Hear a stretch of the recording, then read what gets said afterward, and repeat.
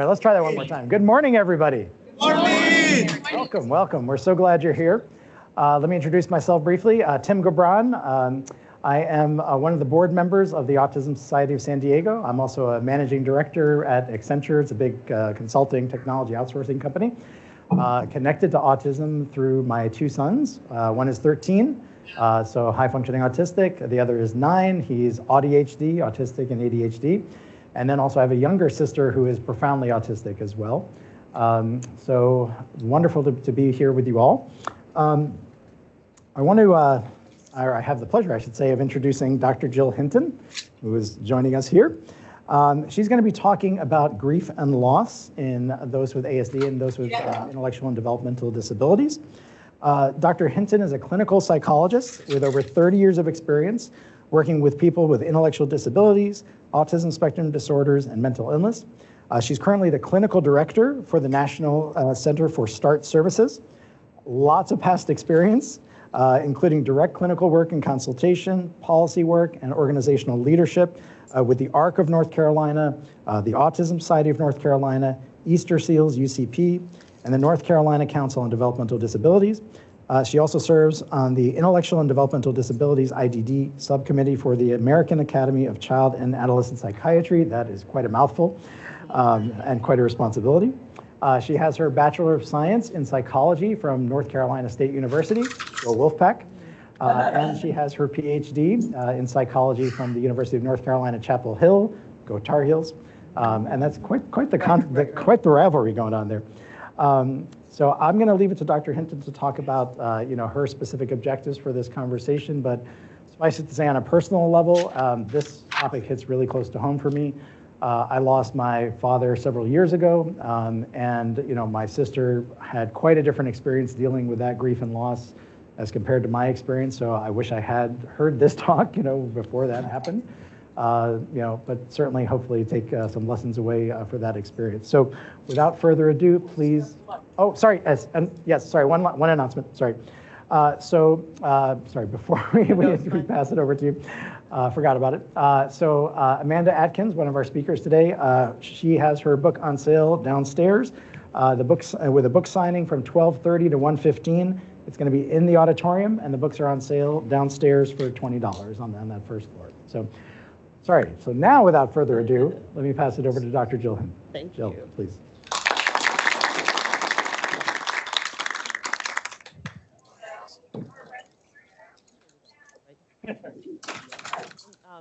Delighted to be with you all today. What a great venue, and looks like the sun's beginning to out a little bit. So I'm really glad to be here. As you just heard, I do have a lot of experience with different agencies, but and also right now with the Center for START Services. Just real quick, some of you may be familiar with START. It's a model of crisis prevention and intervention for folks who have co-occurring diagnoses of IDD or autism and mental health co-occurring. And California actually has, and San Diego has, a START team here, I believe. So I don't know if any of you are connected to that, but I work for the University of New Hampshire, and we work with states across the United States to help implement that model of support. So I may reference that a little bit because a lot of the philosophy of that program and the way I see my work with folks with intellectual and developmental disabilities comes from that START perspective. So today we're talking about grief. So we're going to kind of go from a broader perspective down to a more specific perspective. So we'll start with the universal nature of grief and some of the processes related to that. And then we will talk about people with IDD or autism and their response to loss, and try to apply what we know from a broad perspective to the people that we care about who have autism.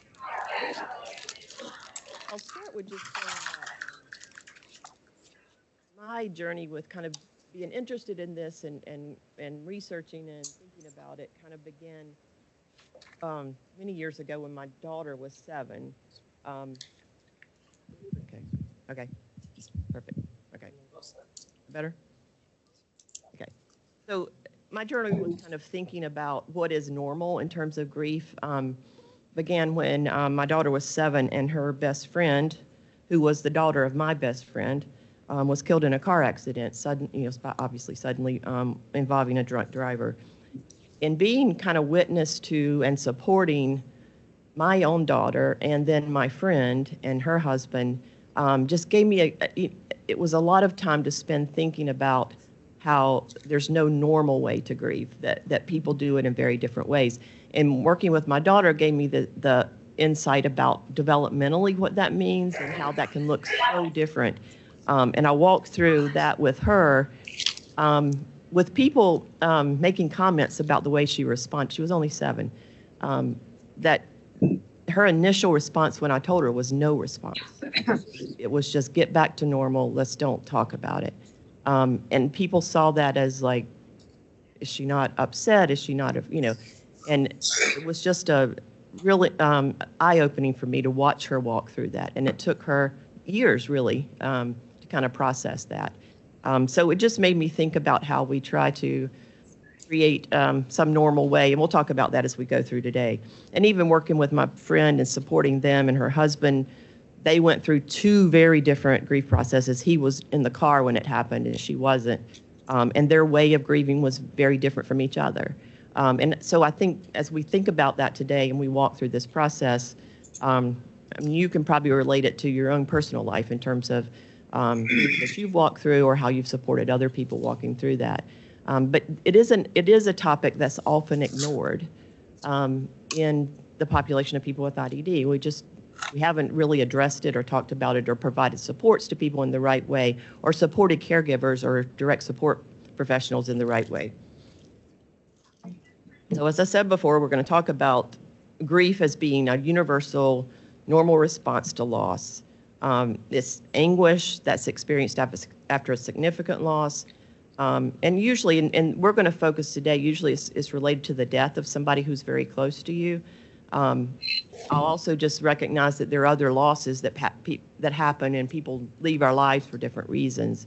So that could, it could apply to that too. But again, we want to talk about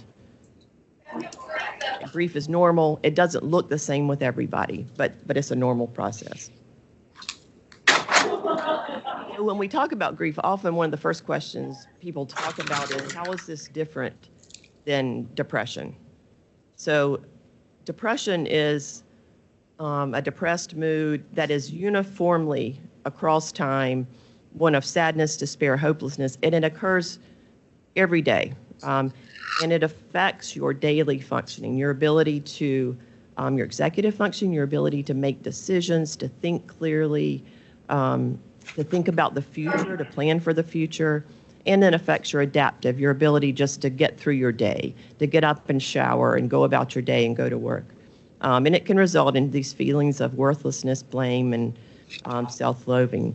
So as compared to that, when we talk about grief certainly can be an extended period of time, but usually it's mixed with some pleasant emotions that also come along. So there's sadness, but there's kind of this up and down part of it. So that anguish and pain are experienced kind of in these waves that come and go. And you do continue to hold on, exceeding that, what's expected in terms of social norms, cultural norms, and religious norms. And I will point this out too, that we always have to take that into context, because different cultures, different religions see grief in different ways, so we always have to take that into context. But again, it's unclear whether this should even be in the DSM, but it's there, so we will take a look at it. Okay, so did I skip something? No, okay, I thought I'd skip. So I mentioned that I work for the National Center for START Services, and in the START network, we rely a lot on the biopsychosocial approach. When we're looking with people that are presenting with complex presentations and co-occurring disorders, we want to make sure that we're seeing the person as a whole person. So it's really a way of thinking about the person from many different perspectives, including their biology, their physical condition, how they're feeling physically, psychologically, kind of what's their level of development, their level of cognitive development, what are their emotions, their communication styles, And then socially, like where do they live? Who are their friends? Who are their supports? So taking these all into consideration is important in terms of us trying to figure out how to support people. So again, we've used this biopsychosocial support to apply to the people that present with really challenging behavioral presentations, but it can be applied to other mental health conditions as well. But when I was thinking about grief, I was also trying to think how we can think about this from the biopsychosocial perspective. So certainly, as we've just talked about, grief can be experienced in many different ways and certainly could affect how you feel physically.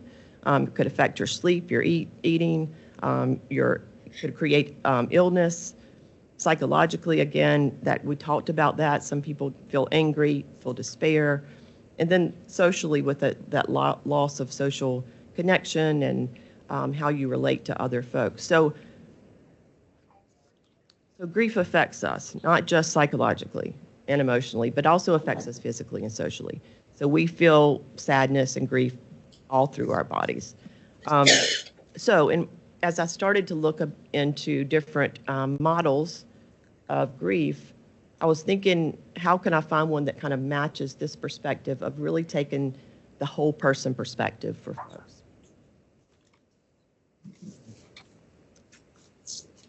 So when we think about models of grief, without looking at these, what's the first one that maybe comes to mind for folks? It's the one we've always heard about, the model of grief. Kubler-Ross. Does anybody know? Those 5 stages. Is the Kubler-Ross came up with the 5 stages of grief, and this was really the first one that I learned about many years ago. And they talked about going through denial, anger, bargaining, depression, and acceptance, and that this was the order kind of how people went through grief. And that one was one of the first ones that came out and was kind of accepted by folks for a while. But more recently, there's been some critiques of that theory because there's not a lot of research to back it up. And also it seemed to be kind of rigid, like everybody goes through these steps. I think more recently people have said, well, you can cycle back through some of them, right? But for me, that one mostly just kind of described a set process without much information or tools to help us navigate it. So now there are multiple models out there that people have come up with. And again, there's probably no best grief theory, just like there's no single way to go through grief. But these 4 that are listed here are some of the most widely used, and so we'll take a quick look at these, and then we'll look more specifically at a couple of them. Something called the dual process model, which really focuses on the fact that, and in grief as opposed to depression, that we kind of can have good days and bad days, and to really normalize that, right? So even in the midst of grief, you can have a really good day and a joyful experience, and that doesn't negate your grief, and that we can fluctuate between those 2 things. And both of those are healing. You don't have to stay sad to heal. You need to experience some joy and interactions with other folks. So you're going between those. For some people, they might feel like I've got to create a balance. I can't look too happy, right? Something bad has happened. But there's no set rhythm. You should be able to go in and out of those. The next one, continuing bonds theory, is kind of going against that idea that we need to get over it, right? Continuing bonds is about staying connected to the person who has died in new ways. So you try to help keep their memory alive, keep traditions alive. And for some people may worry about that and think the person's not kind of moving ahead when they maintain that connection, but it can be a healthy connection. We'll talk more about that one in a minute. Meaning reconstruction is about trying to identify and come up with new meanings and new purposes for your life. It really encourages growth and a forward-facing. But for some people, they might not be ready to kind of go that far ahead. And then the last one on here is the task model by Worden. And he describes grief as a series of gentle tasks, which I really like the way that's described. So there's some direction, but there's no rules to it, or it has to happen in a certain way. And everybody goes through it at their own pace. So it's not really a checklist. So in thinking about these, I think the two that make the most sense for people with autism or developmental disabilities are maybe the continuing bonds theory and certainly maybe the task model. So we're going to take a look at those a little more specifically. So as I said before, the continuing bonds is around being able to continue to have that connection to the folks, to the person that has died. And historically, there's been this concept that we have to let go or get closure in some way. But healthy grieving really does not require us to do that.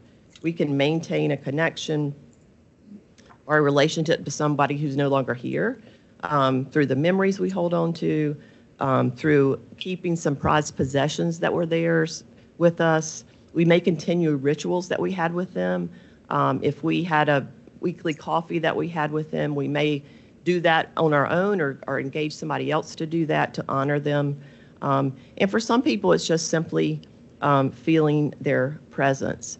I know that's true for me. I mentioned when my daughter's friend died, that same year my sister died, and I continue to have her presence with me all these years later. And I can feel that at times when I really need it.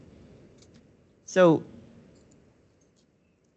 there's been some research on this model which shows that for most people, the majority of people actually, having this connection or some way to have this connection is very comforting and helpful.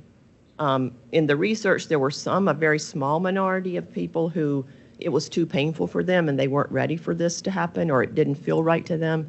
But for a large number of people, the research showed it to be very helpful. So Worden is the task model, which is a series of 4 tasks. But before he talks about the task, he talks about these dimensions of grief. And this is the one that really resonated with me because it links so well to kind of that whole person or biopsychosocial approach. So we'll take a look at some of these dimensions of grief. Obviously, feelings are one of the first things we think about when we think about describing grief, and sadness is often the primary thing we think about. And certainly that's prominent in grieving. But there's so many other feelings that can arise. If the death was unexpected, there certainly could be initial shock and numbness and disbelief. There could be sadness or anger, frustration around it. I mentioned my daughter's friend. I mean, certainly there was a lot of anger around that circumstance. There can be just irritability and frustration, a lower frustration tolerance, and just kind of a lingering loneliness. If it was somebody that was in your life on a daily basis, that can be very prominent. So a multitude of feelings are a part of grieving.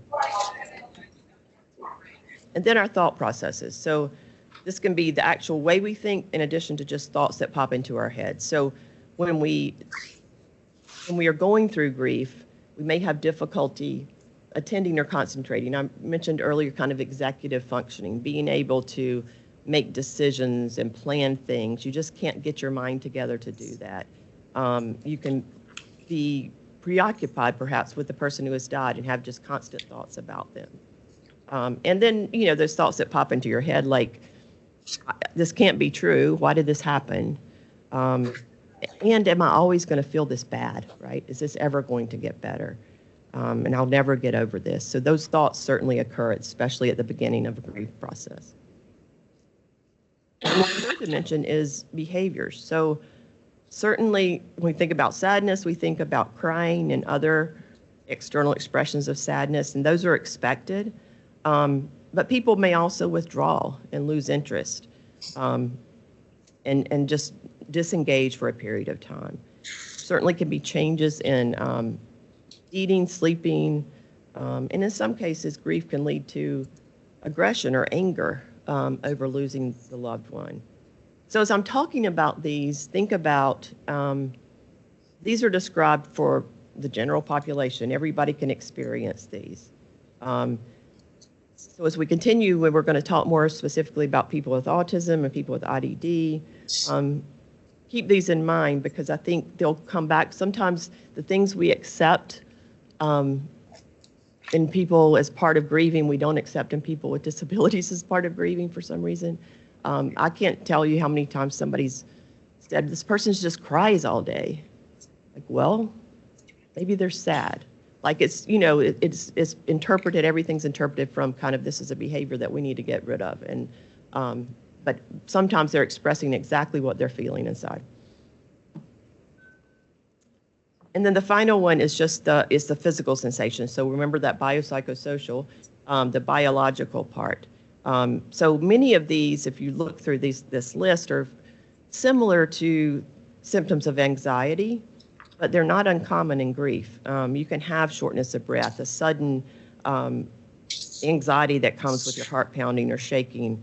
You may then become very sensitive to physical things like, stubbing your toe or burning your hand or something may just become overwhelming. Your whole body is responding in a way that's more extreme.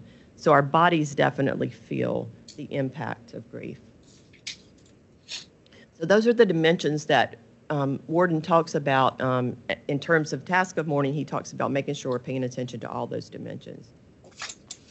So as I said before, he doesn't believe grief is a passive progression of stages that just happen to somebody, which when I mentioned Kubler-Ross before, I think that was part of the criticism of that.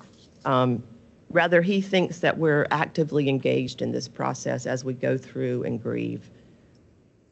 And healing happens gradually as we go through these tasks. And again, they might not be in a specific order. You can go back and forth between one. But the first is, and often the first thing that happens is you're informed about something happening. So that first step is to accept the reality. And although intellectually sometimes that somebody's died, you may experience this initial sense of disbelief. So really trying to integrate that reality of their death and taking it in and really understanding it may take time. And there's things that, there's a lot of rituals that we have in our society that give us things to do during that first initial stage that kind of, you have to make plans, you have to talk to other people that kind of help us get through that. Then the second stage is somehow being able, through different means, to process the pain. Again, kind of going against this thing of I should get over it or move on, but we have to have space to express those feelings that we're experiencing. That's the reason grief groups are helpful for some people, a place that you can talk about it and people see what you're going through as normal and making it normalized for you. Then, adjusting to an environment where that person is missing.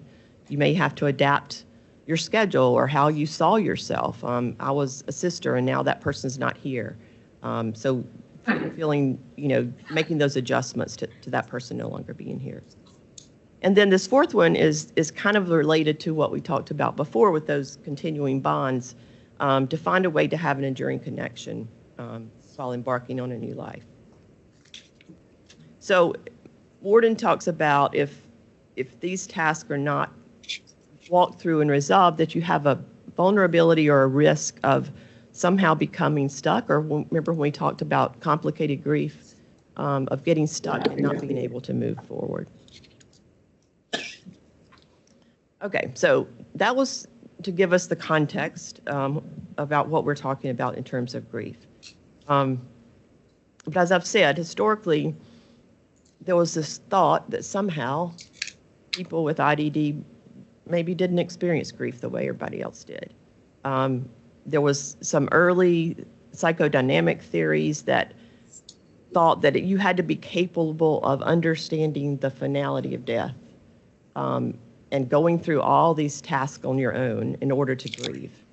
But we know that's not true now, right? You don't have to have a cognitive understanding of death to know that somebody's missing in your life. And we know feelings are not measured by IQ, and people that really, if they can't identify or express those feelings, they're still experiencing those feelings inside. So everybody notices the absence of another person, and they all can react very emotionally at times. So it's important to realize that people with disabilities don't need to have a full understanding of the concept of death to feel the loss. They may feel the loss and the grief by the virtue of the fact that an important person in their life is no longer there. Again, some of those common misconceptions that were part of that history, that people with disabilities didn't understand it, that they couldn't comprehend it, that if they didn't show grief, they weren't experiencing it. That was the thing when I shared the story about my daughter. For people to think she wasn't sad was not true. Even though she, being told that her friend had died, went back to what she was playing, that was her way of creating some normality at that point because it was overwhelming to her. So she was experiencing grief. Then the other thing we do, which kind of adds to the difficulty, is often then we don't talk about it or we just ignore it. So we don't talk to the person with IDD about a death that's happened or about somebody that's gone from their life. And then many times, and historically this is what we're trying to move away from, people would be excluded from all the rituals and the ceremonies because people are worried that they might get upset, right? Or they might have a behavior, quotation marks. So clearly now, these are myths that we need to overcome, and that's why we're here today to talk about this.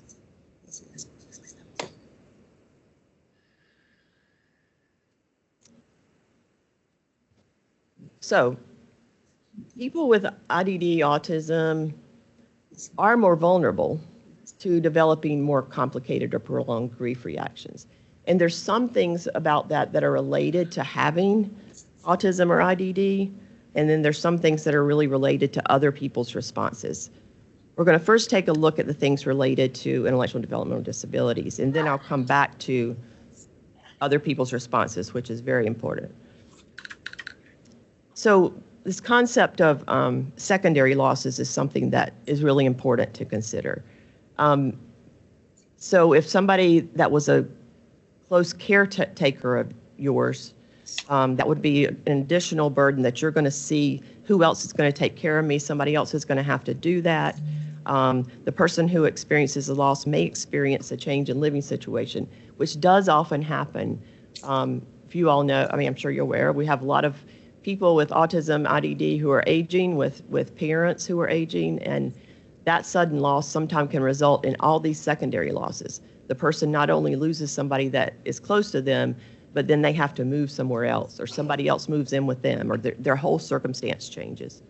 So people are not only sad about losing that person, but they're worried about who's going to take care of me now. Where am I going to live now? Who will visit? Who will call?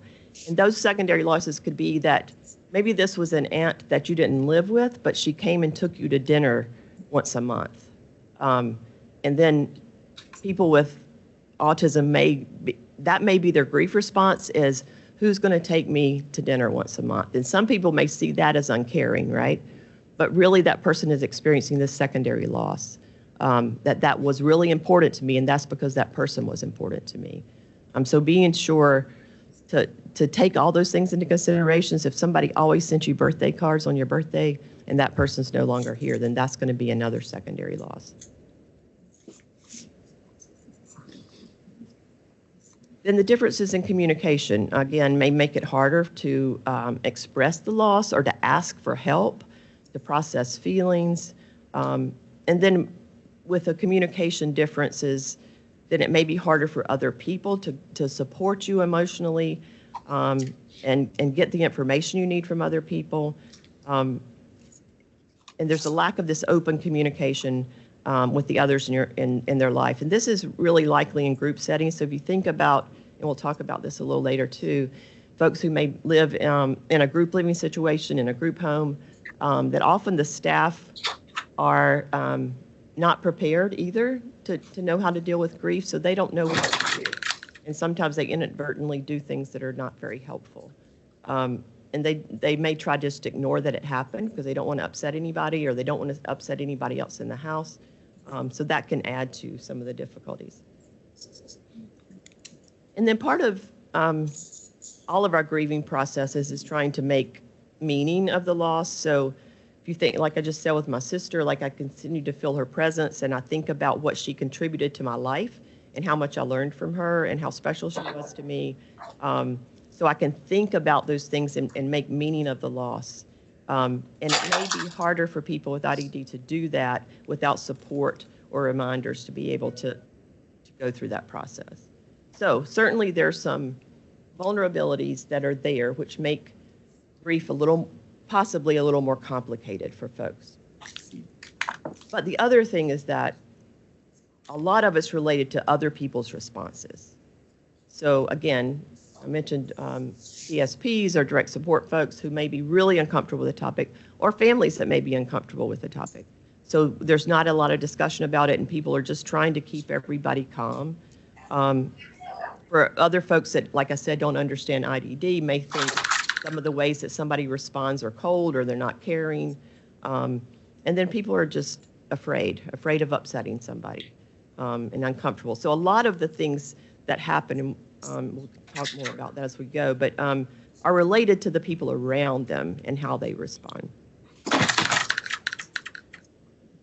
So I'm gonna go back real quick to those 4 dimensions that we went through with Worden: feeling, thoughts, behaviors, physical sensations. There's signs and symptoms in IDD that may be more prominent. They're not unlike grief symptoms that we all experience. They're universal. They're part of our shared humanity. But some of these may be more likely to show up and may be missed as signs of grief. I kind of highlighted some, but you all, I'm sure, could highlight these yourself. That these things could be misinterpreted, right? So maybe it's been 3 months since this person's father died, and they're still having difficulty with taking care of themselves and being able to dress in the morning and those kind of things. And people can begin to see that as part of their IDD, or this diagnostic overshadowing of that, as opposed to a continuing grief process. Or the person is being physically aggressive or verbally aggressive or having a very short temper. And we tend to, in the disability field, see those as behavior issues as opposed to thinking about what's happened to this person and is this a continuing sign of grief. So just take a look at, do any of the other ones stick out to you as ones that might show up in people with autism?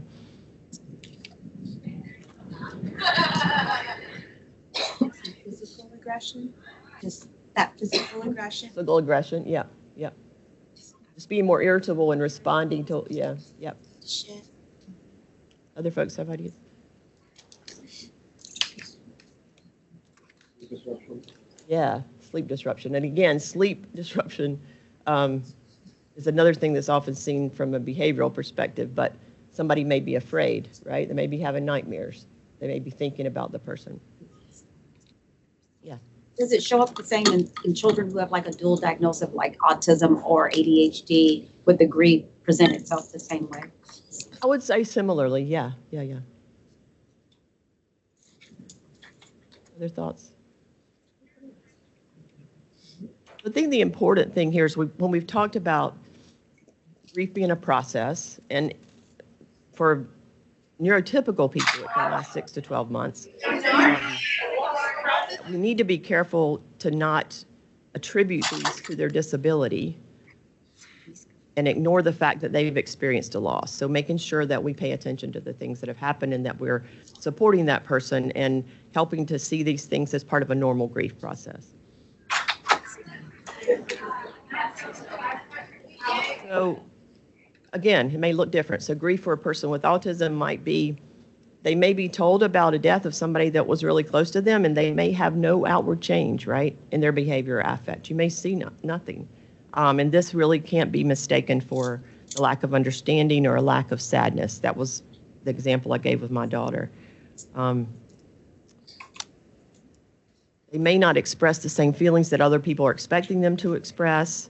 You may see an increase in maybe stimming or self-soothing behaviors, increases in emotional outburst, or kind of repeated questions, asking questions over and over and over again and trying to get more information. So again, we have to be open to the fact that grief is individual for everybody, including people with autism, right? So knowing the person with autism, knowing how they typically respond in stressful situations will be helpful, because you could see how some of these things that show up could be related to the grief process. We want to make sure that we when we're trying to assess for grief, that we think about questions that are related to those dimensions of grief. So has the person's sleeping pattern changed? Has their eating pattern changed? If they're working, has that changed? Are they refusing or deciding not to engage in social activities that they did before? Are they increasingly complaining about physical illness or pain? How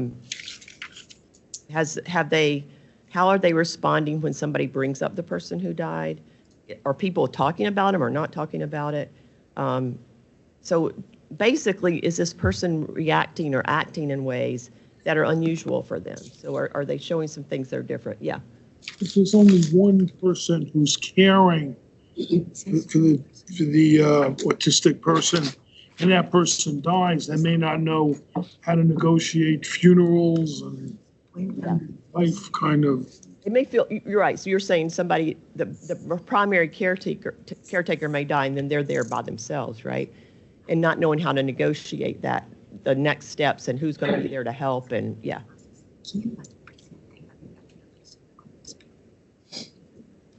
So there's lots of questions, like I just said, that we can ask and pay attention to. There are also some actual questionnaires out there to look for complicated grief in folks, but a lot of it is our own observation and our own paying attention and being aware of how somebody usually is acting on a typical day, and when we see differences in that, especially after that kind of loss.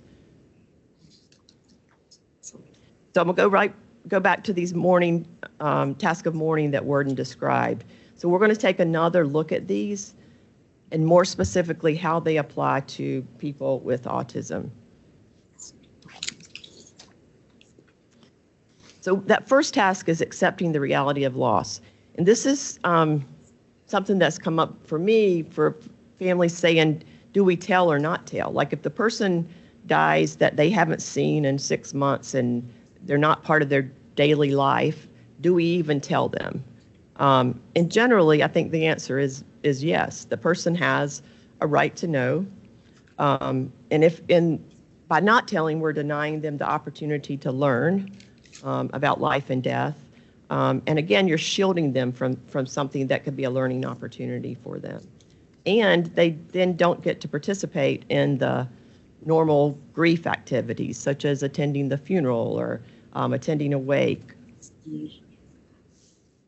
And they may experience the loss, but not in an accurate way. So if somebody just disappears and nobody tells them that the person died, they may experience that as the person abandoning them. Like I don't get those cards from Aunt Sally anymore. I don't get those calls anymore. So they may interpret it in a different way. I had a colleague who was working with a family, and they had a little boy with autism who was, I think, in the 3rd grade. And he had a favorite bus driver named Mr. Brown. And he'd had the bus driver since kindergarten up to 3rd grade. And then after 3rd grade, during the summer, when they weren't going to school, the bus driver died suddenly. And so the family was like, do we even tell him? Like, we're going to start a new school year. We can just start the school year with a new bus driver. And they weren't sure what to do, and they didn't tell him during the summer. Well, then when school started and there's a new bus driver, he was repetitively asking, where's Mr. Brown? Where's Mr. Brown? Where's Mr. Brown? Where's Mr. Brown? Constantly. I mean, it just became constant day after day after day. And so finally they're like, well, we've got to figure out how to tell him. So they weren't sure how he would understand it, but they did tell him, and they took him to the mausoleum and they showed him his name, and he was able to feel that. And it wasn't a kid who he wasn't real verbal. He had some language, but not a lot. But they just let him kind of explore and showed him that this is where Mr. Brown is. And then she said there was a little lectern up there, and he went and stood behind the lectern. And she said, the mom said, I'm not sure exactly what he said, but he talked for a little while.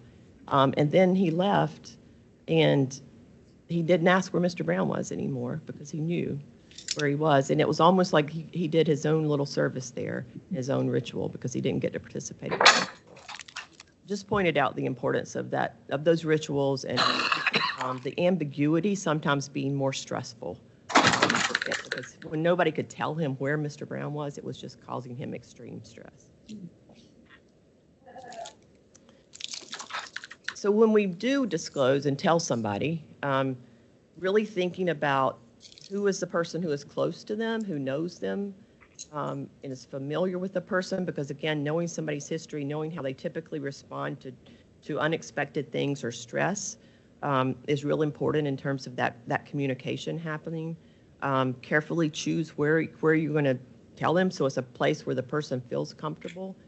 And, you know, of course, using the language and the communication style that matches that person's ability to understand.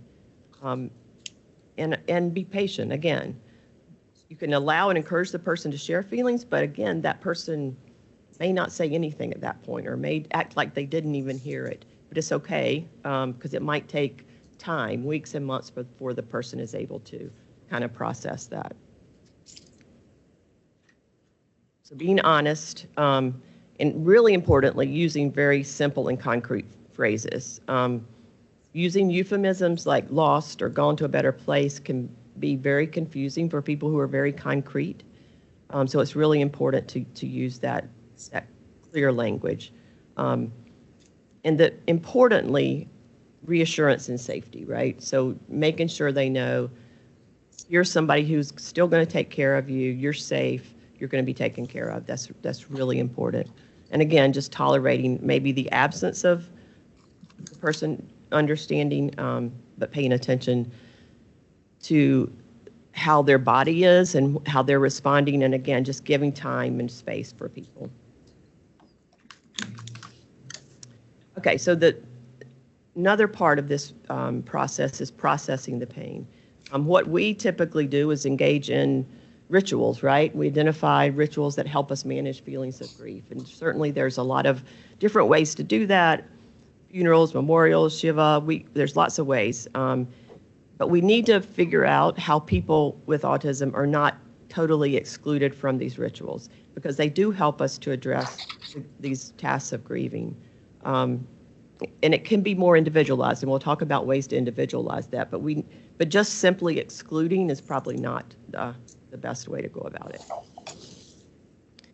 The other thing is don't discount the fact that people with autism may be able to access some therapeutic supports. There are support groups for grieving. There's also people who specialize in bereavement counseling.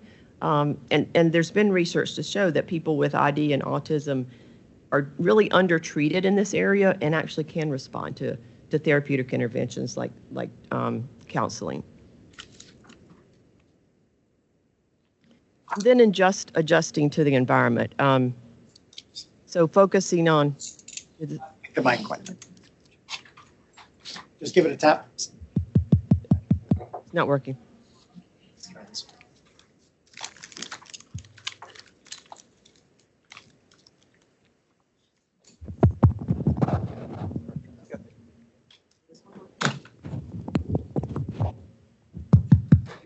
Perfect. Okay. So adjusting to the environment without the person in it. So really focusing on that sense of security, stability, comfort, routine, continuity. And we know with autism that that's very important, right? That some things are not, this has changed, but some things are not going to change.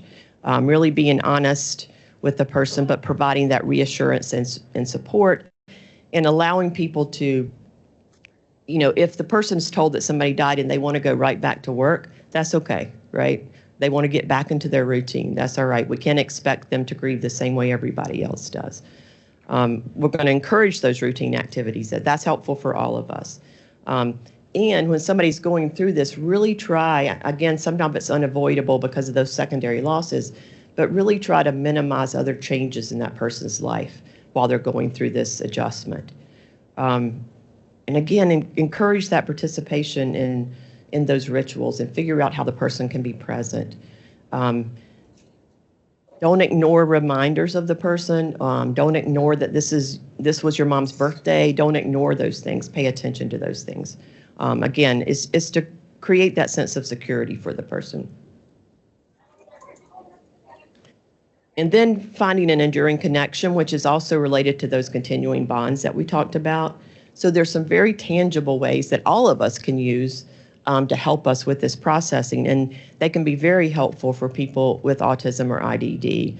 Is, you know, creating a memory box of pictures or items that they had from that person, writing a letter or a poem, listening to one of their favorite songs.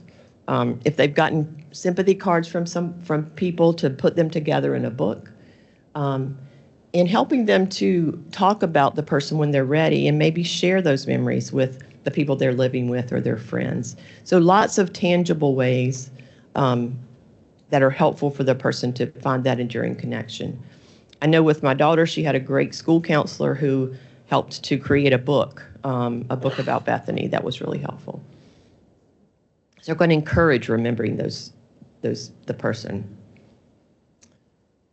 All right, I'm going to tell just another quick story. Somebody who's very dear to me, a woman named Susie. She's a young woman, not as young now. She used to be, obviously, neither am I, with autism, with borderline to mild ID. She uses verbal language to communicate pretty effectively. Like a lot of autistic people, she has real difficulty with transitions and changes. When I first met her, she was working in a sheltered workshop, and I was doing supported employment, and I really wanted her to have a job. But she was not having any of that. I mean, she was where she was, and she wanted to stay. But I met with her weekly for coffee and cookies for probably at least 6 months. We met on a weekly basis talking about the job and and she eventually, after that, at about 6 months, she eventually agreed. In fact, we'd had a coffee and I took her back home. She lived in an apartment in her family's house. I dropped her off and her mom's like, "So how'd it go?" And I was like, "Well, maybe we're making progress." And Susie yelled up the stairs, "I'll take the jam job now." So she decided at some point. She was very successful in her job and still working for the same company. So she enjoys social interactions. She's always really happy to see me when I see her, but she has a really low tolerance for any type of extended conversation. She's going to come up, be very excited to see you, say she can't, believe you're here, and she's so excited, and then leave pretty quickly. She has a genetic disorder, which is kind of unrelated to the autism, but I'm telling you about it for a specific reason. Both of her brothers also have this genetic disorder, which is a kind of dystrophy, creates a progressive loss of use of your legs.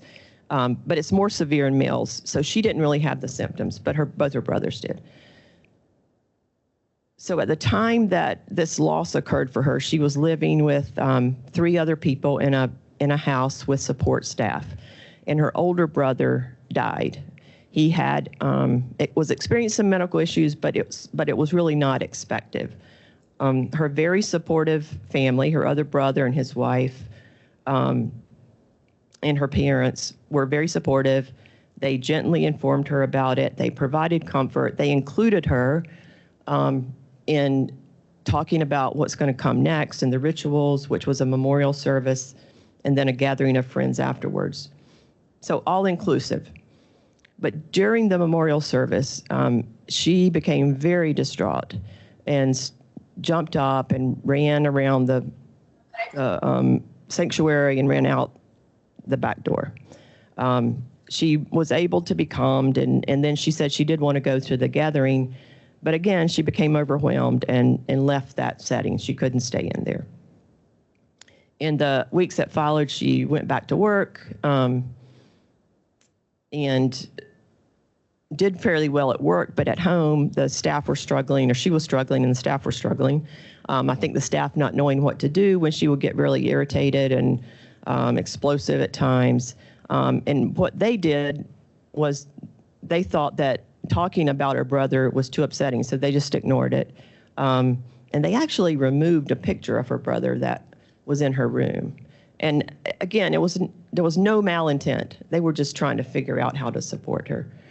So kind of hearing that story of Susie, what did we miss and what could have been done differently?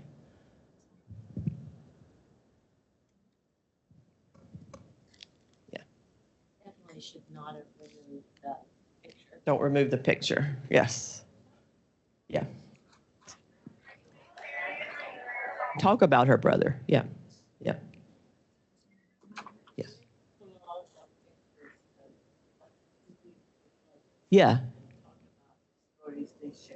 Right. So as opposed to taking that picture away, actually bring more things to help. Yeah. Yep. And that could help her to be able to talk about him with other people. Yeah. What about the memorial service? It was good that she was. Yeah, it was really good that they included her, right? Yeah. Talking in whole what a service looks like. Yeah. How others might be, their feelings, but you might be observing. Yep. What you can do when you feel this way. Yep. An alternative, right? So maybe preparing her a little more. Yeah. Kind of. Yeah. Other folks.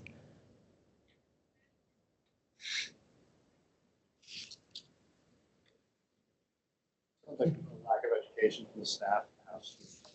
Right. And I think that's true for a lot of staff, that they don't get any education on what to do in this circumstance. They just didn't know what to do.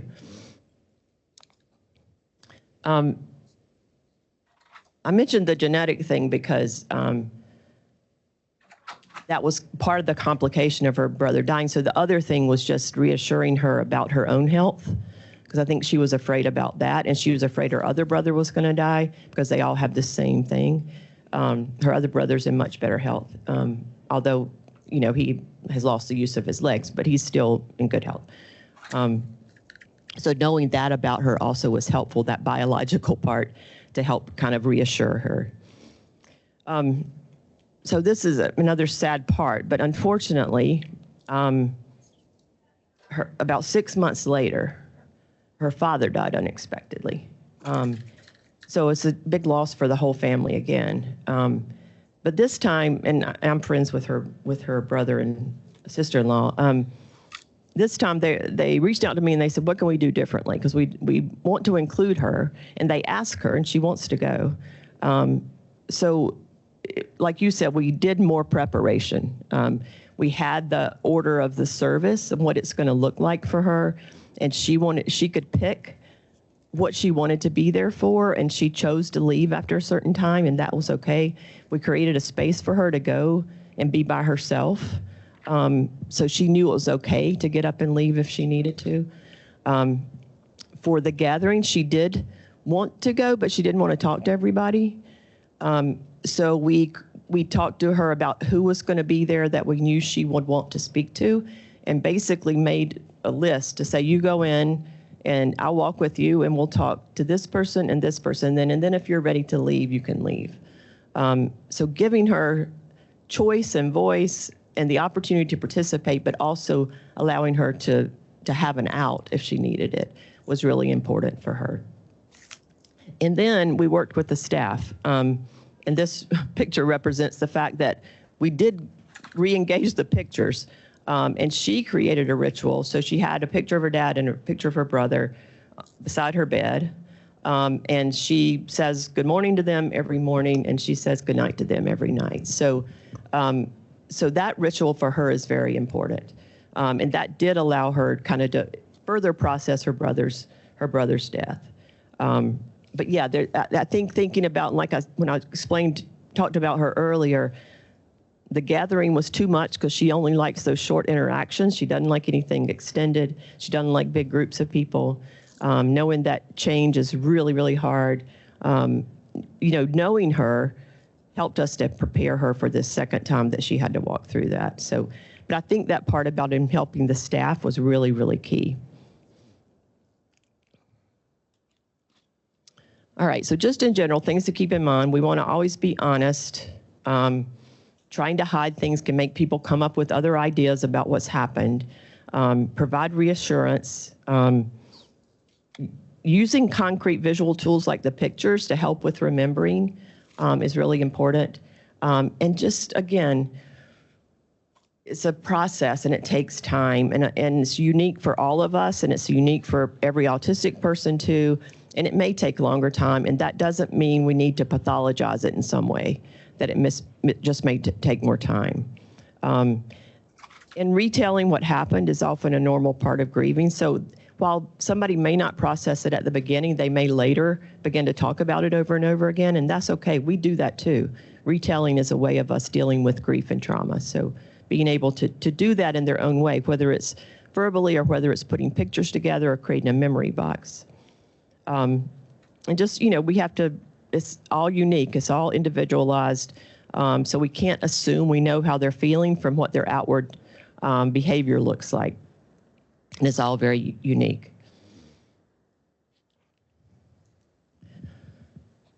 So this is just to acknowledge and to, again, I'm kind of going back to my start roots. We operate from a tertiary care perspective, which is basically, comes from the medical model, but that in this bottom little thing is kind of this immediate response. That's kind of a crisis response. That's kind of like going to the emergency room, which are important for us to have.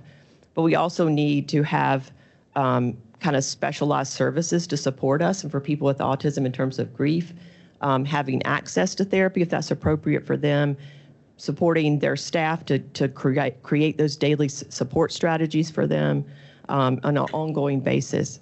But then importantly, this kind of primary level is about prevention. Of course, we're not going to prevent grief, but we could do some prevention and primary intervention in terms of making sure DSPs are trained to support people and including people in that process. So I think that is really key, and something I've been really working on is trying to make sure we get information to those direct support professionals about what to do and what they can do and how they can reach out for help, and giving them some concrete tools to support people through that. So we need to respond immediately in an appropriate way, but also think about this from a primary intervention.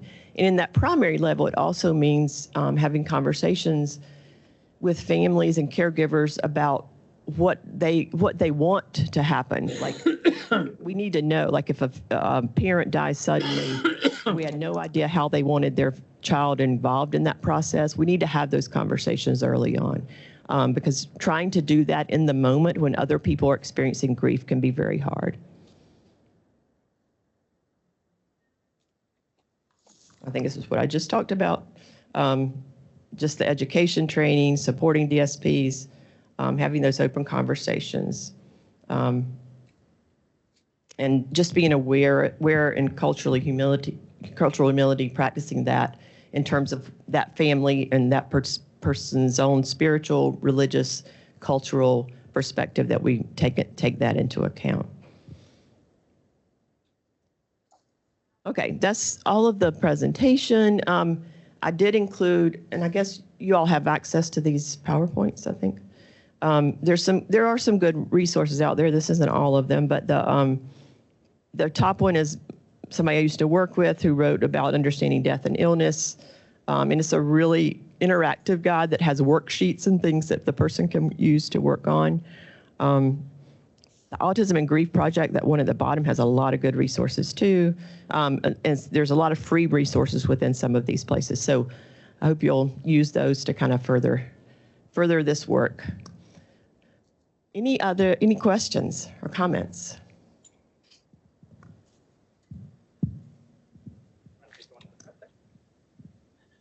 Oh, sorry. A lot of the stuff that you have in here, it's very true, because my boys lost their dad about 12 years ago. And my IDD autistic son processed it extremely different than mine. To the point, like your daughter, he didn't want to talk about it. He didn't want to look at pictures of his dad, anything. Right. He would get, and his behaviors really escalated during that time, probably for about a year, because he just, I don't know if I totally agree that they understand death the way that we understand death. I think that he was just mad that his dad wasn't around and he didn't understand it. Right. Because he's pretty impacted. And the interesting thing is that with the pictures, I did not take, he would go and turn the pictures over of his dad. Yeah. And I did not take the pictures out of the house, like you had mentioned that the other group, the young woman's caregivers did. I always had a picture of his dad and him next to his bed. And he would turn it over or he'd put it in his drawer. Every night I'd go in and you know, basically tuck him in, take that picture out, and I'd tell him a story about his dad.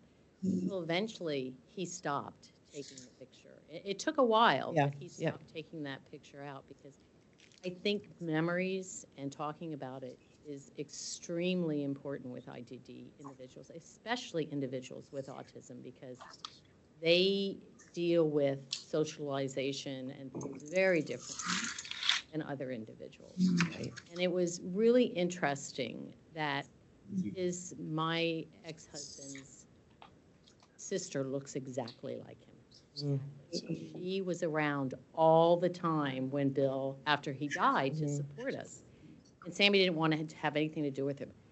He would not even go into the room with her. And he would have major behaviors around, and we couldn't figure it out. Yeah. And then one day I said, oh my God, it's like Bill. He doesn't understand that, right. And so we started talking to him about that and how she was, you know, Bill and her were very close, and talking about it helped. So not talking about it and sticking it in a drawer doesn't help. Right. Talking and communicating is the best thing that you could do for your kids. And not only to stop after a year, but to continue to do that and talk about memories and things like that. Yeah, you made great points. And yes, you don't have to understand the concept of death for him to know that his dad's not there anymore, right? And thinking about, with autism, the concreteness of it, which is probably why he was turning the pictures over. Like, he's not here. But yeah, that sounded like a great process you did with him to kind of get him back into, you know, he could think about him without getting so upset. Yeah. That's a great story. Yeah. I didn't see any way in the brochure how we could get these downloaded. Am I missing something? So some of these have links. If you just Googled these books, you can find them in Amazon or wherever the other places. But if you all get the PowerPoint, you should be able to click on the links. No, I mean your presentation. Oh, I don't know. Yeah. Is there any way to get your presentation? I don't know. I would think it's available. They have it. So yeah. We'll be providing the presentation materials for all the presentations. Yeah. Thanks. Other questions? Yeah.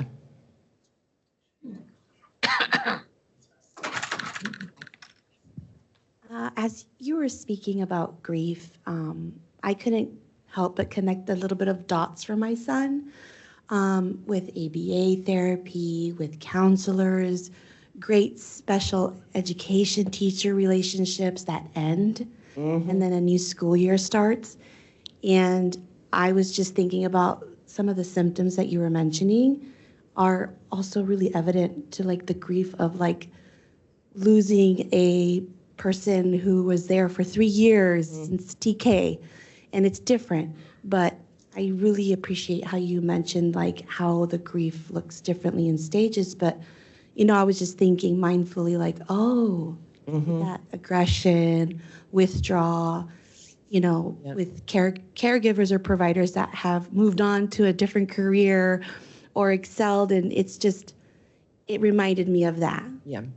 That's really important. And I mean, today I did focus mostly on the death of folks, but you're right. People with autism, people with disabilities have so many people that come in and out of their life. And like you said, I mean, a direct support professional that's been there 3 years or a teacher that they've been for 3 years, those are significant losses. And if they don't understand why that happened, and we just kind of move on. I think you make a real important point. There's lots of other losses, and we also know that people with disabilities often have a smaller circle of supports around them, especially natural supports. So the loss of one of those can be very significant. Hello there. I just want your input. The grandma of my daughter, she's 14. The mother, her mother, grandma, is not my mother. It's the mother of my ex-wife. She had Alzheimer. So the question is, how can I prepare my daughter for the time comes, because her grandma is not the person they used to be in the past. Yeah. So I just want some input for you. Yeah. I know I'll reference that Understanding Death and Illness, that first one on there.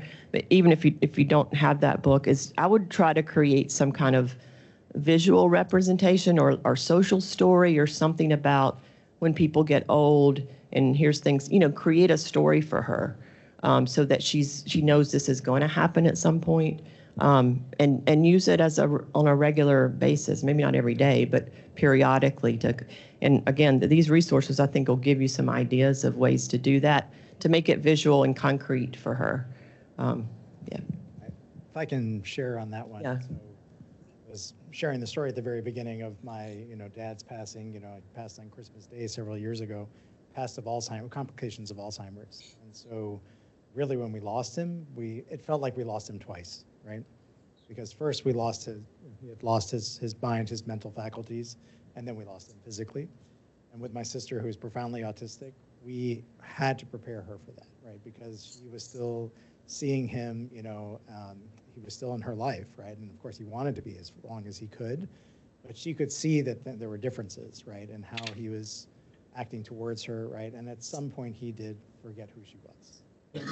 So we had to take, the time and prepare her in advance for that. But it was especially challenging. And then of course, when he did actually pass, right? That was probably the hardest thing. But we did, I'm encouraged to hear that we did some of the right things, not all the right things, but but the memory box idea, the pictures, things like that. We asked her if she wanted to attend the funeral. She was not prepared for it, so we honored that. We respected that. Yeah. And I think in retrospect, that was probably the right decision. So go ahead. And even if somebody doesn't participate in the group rituals, you can create some individual ritual for them. Yeah. This was a lot of great information. I do have a question. As much as we try to prepare and we're the advocates for, our children, is there any advice or any resources for our extended family or friends who are aware of our children's, diagnosis, but how we can help them support our children when they're going through these types of things? They're not as connected. Right. Well, I think first knowing your child, right? So I think having some information, like when I was talking about my friend Susie, knowing how difficult transitions were for her, knowing that she can't tolerate a social interaction more than like 3 sentences, like some of those facts about your child, and then how that translates to if something happens, here's things to remember. And I think some of the things we talked about today is just to share with them. If you want to have her to be part of the funeral, you need to think about these things and what that might look like. It's okay to be there only part of the time. So I think an open and honest conversation is what will be helpful. I do want to hit a question that we received from the folks online. So the question was, how can we prepare our child for our own death? I know that's something everybody thinks about. It's a big one. Yeah.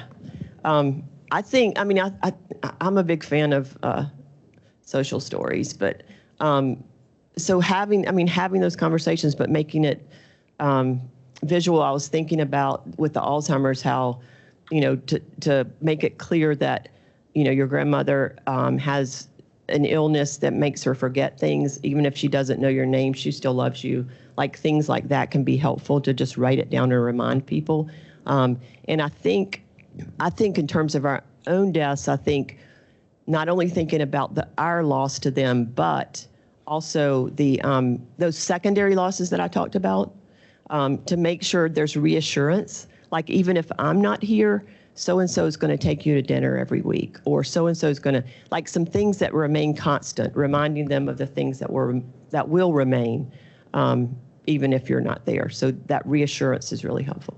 I was going to say that the reassurance that they're going to be okay. Mm-hmm. Things are in place for them to feel safe and Yeah. financially and, you know, their house and everything. Regarding my son, but lost his dad, my husband, a couple of months ago, he's been going through a very tough time right now. Uh-huh. Even though we did social stories for him prior to his, during his illness the last few months, and afterwards we did the social story, and we had him participated in all the rituals and everything we did. We even had him recorded his speech, so he was part of the celebration of his dad's life. Mm-hmm. We did all of that right, but still he's going to. Yeah. Well, he's grieving, right? Yeah. Yeah. So that's where we are. Yeah. It's a tough process. Yes. Just wanna. It takes time.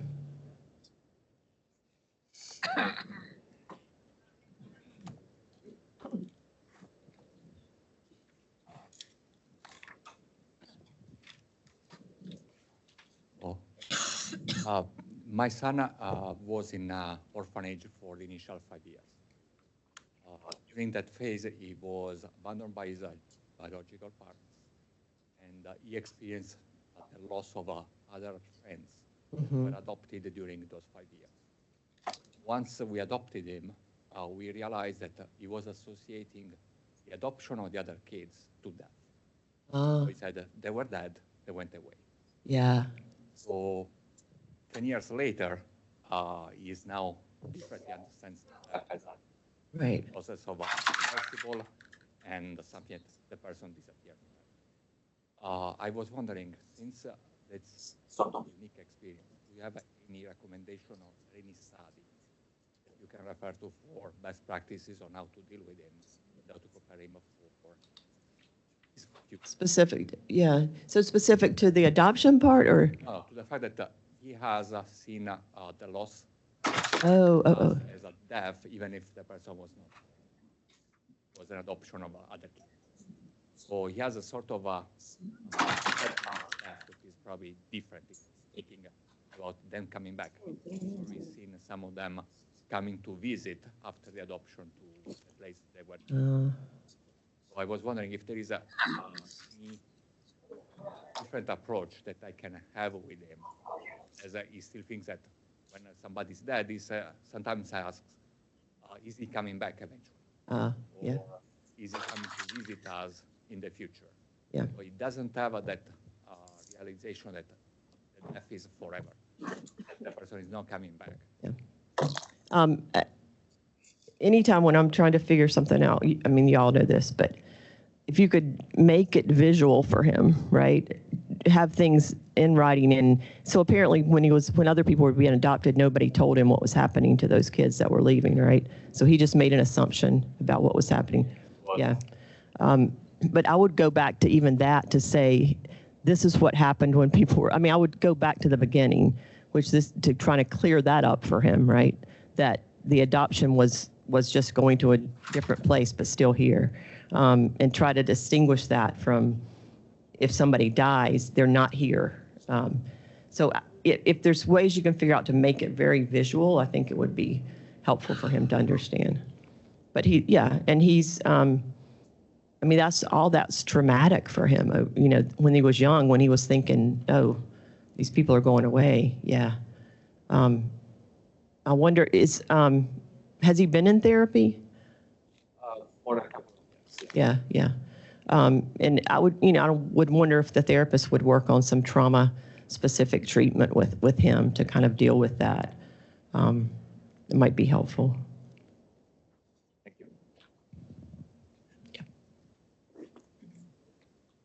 Good morning. My kids are 7 and 5, and I think all the parents share that we don't die soon. But is there an age, or is it too early to introduce death as a concept for my school age children?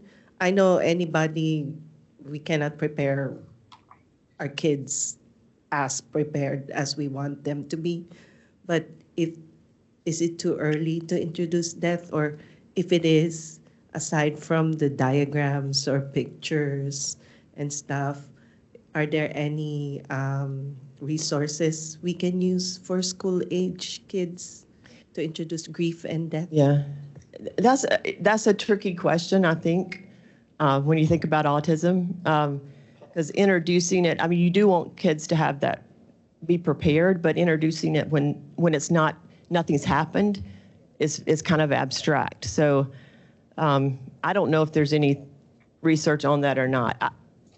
I would tend to wait until it's a real instance that you can walk through that with them. But you thinking about how you're going to do that would be important before. But there may be other thoughts on that. Again, I'm not sure, but I just know if your child's very concrete, that talking about it may make them think somebody's going to die tomorrow, right? Can I add a nuance to that? Yeah. So with the younger kids, sometimes, we're watching a Disney movie or something, right? And, maybe we're watching Lion King. Yeah. Mufasa dies, right? So, it's almost the point at which, we kind of need to give some explanation as to what's happening. So I'm just curious about your thoughts on those sorts of exposure. And that could be, that's a great idea to use other avenues of that, right? And I think if you do that, like use a movie, is to point out, again, the reassurance that something bad might happen, but there's these other things around you and that other people are going to take care of you. Yeah.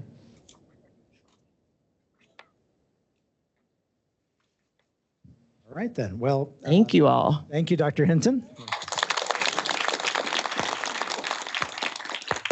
Interventions and therapies for preschoolers, adolescents, and young adults on the autism spectrum, on relationship development, well-being, mental health, and brain development and function.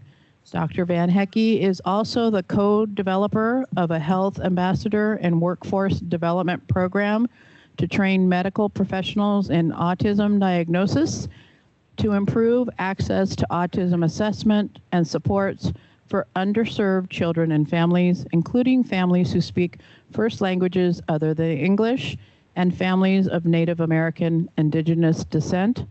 Dr. Van Hecke mentors undergraduate and graduate students in clinical school and counseling psychology, nursing, speech pathology, and occupational therapy.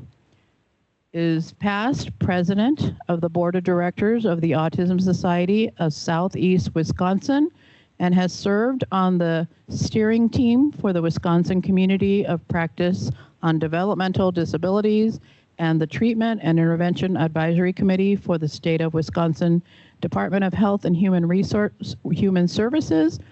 Originally from Canton, Mississippi, Dr. Van Hecke has enjoyed making Milwaukee her home and getting to know its wonderful people, which includes her husband, 2 daughters, and golden doodle bear. Welcome, Dr. Van Hecke.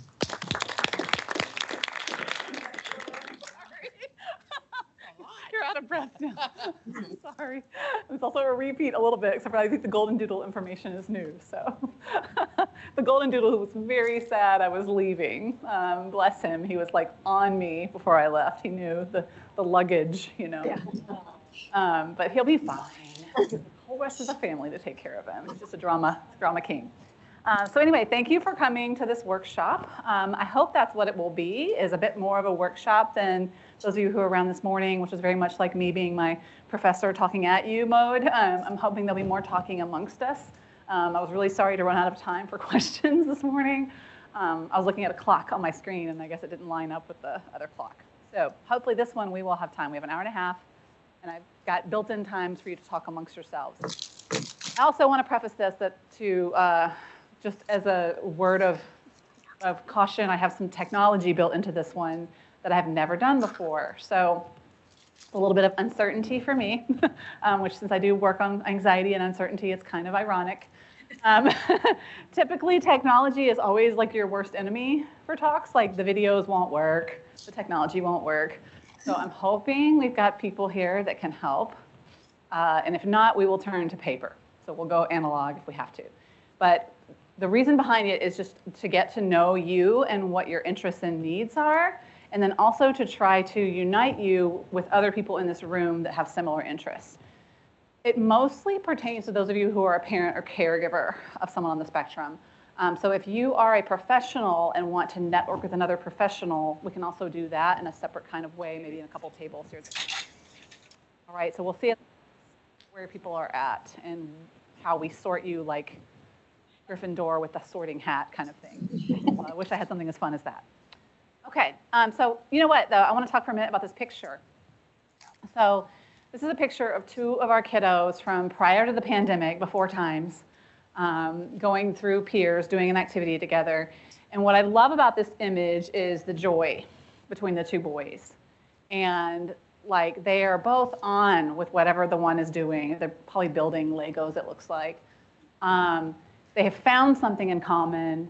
They are sharing in it together. And just that experience of being next to and with someone that shares something that you're interested in cannot be underestimated, right? That feeling that somebody gets you and you get them, and that little bond, I think is so important. So important so that we've actually started to wonder, and I think one of our maybe upcoming studies might be about like doing something like the peers program, which is a very structured social program, versus having just kids together every week and actually seeing how are the impacts on mental health and on skills and what kind of differences do we see. Some of my team wonders if a lot of our effects are being driven just by this relationship building and not necessarily the manual content.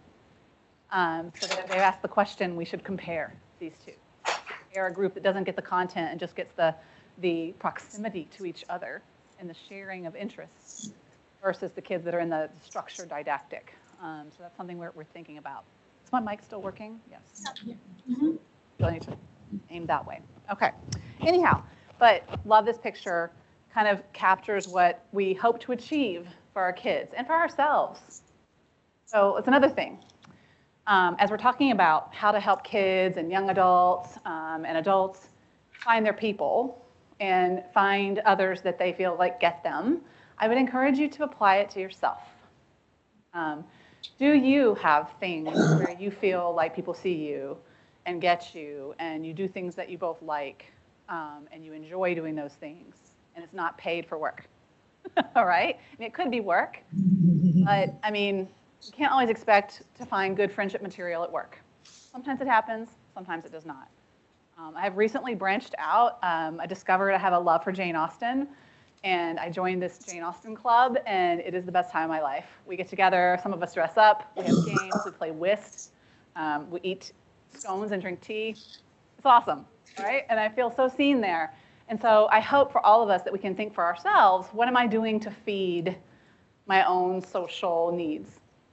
Because a lot of times I think we're so focused on the kids and the people we're caring for that we forget that we need that too, to some degree. Okay? All right. Here's my conflict of interest statement. I don't know why I always say this, but I guess I have to say it because I don't get royalties from anything. So things that I talk about, programs I talk about, I don't get paid by them. I don't get kickbacks in any kind of way. I'm only paid for my salary at Marquette. All I get money for is to be a professor. Okay. All right, so today we're going to talk about relationship skills. A lot of this is going to come from the Peers program from UCLA. This will be kind of almost like a brief taster of that. If you've experienced that before, this will feel really familiar. We're going to use that content sort of in a more informal way amongst ourselves to build community. So what I want to do or hope to achieve here, this Let's Get Social, is to learn about people in your community here and what other interests folks have or their kids' interests are. Identify people that you can eventually network with about common interests that your kids or you may have. Learn what's available here in this community. Learn more about what's available in this community from the people that you network with, and build that community. Okay, so This is going to maybe be a little like sweaty palm issue, a little bit, right, of like branching out and meeting others. But I think it's so important to develop those communities and develop that networking, and then have action steps for accountability. So when I've done this in the past, we actually did a really beautiful session one year for caregivers on taking care of themselves, like care for the caregiver. What you saw here is awesome, by the way. And one of the biggest pieces that people found helpful were the action steps and the accountability. So I mean, you've heard the term accountability buddy, somebody that you meet that maybe you keep in contact with, and that you can kind of check in with each other about what steps are we going to do, right? So that's what I'm hoping to achieve here is some networking and some melding together of interests and things like that. It can be of your interest or it can be of your kid's interest if you're here as a parent. Okay? All right. Let's see if the tech works. Okay, no, first it's skills. All right, so we're going to first talk about skills. Make sure that was, I hope that's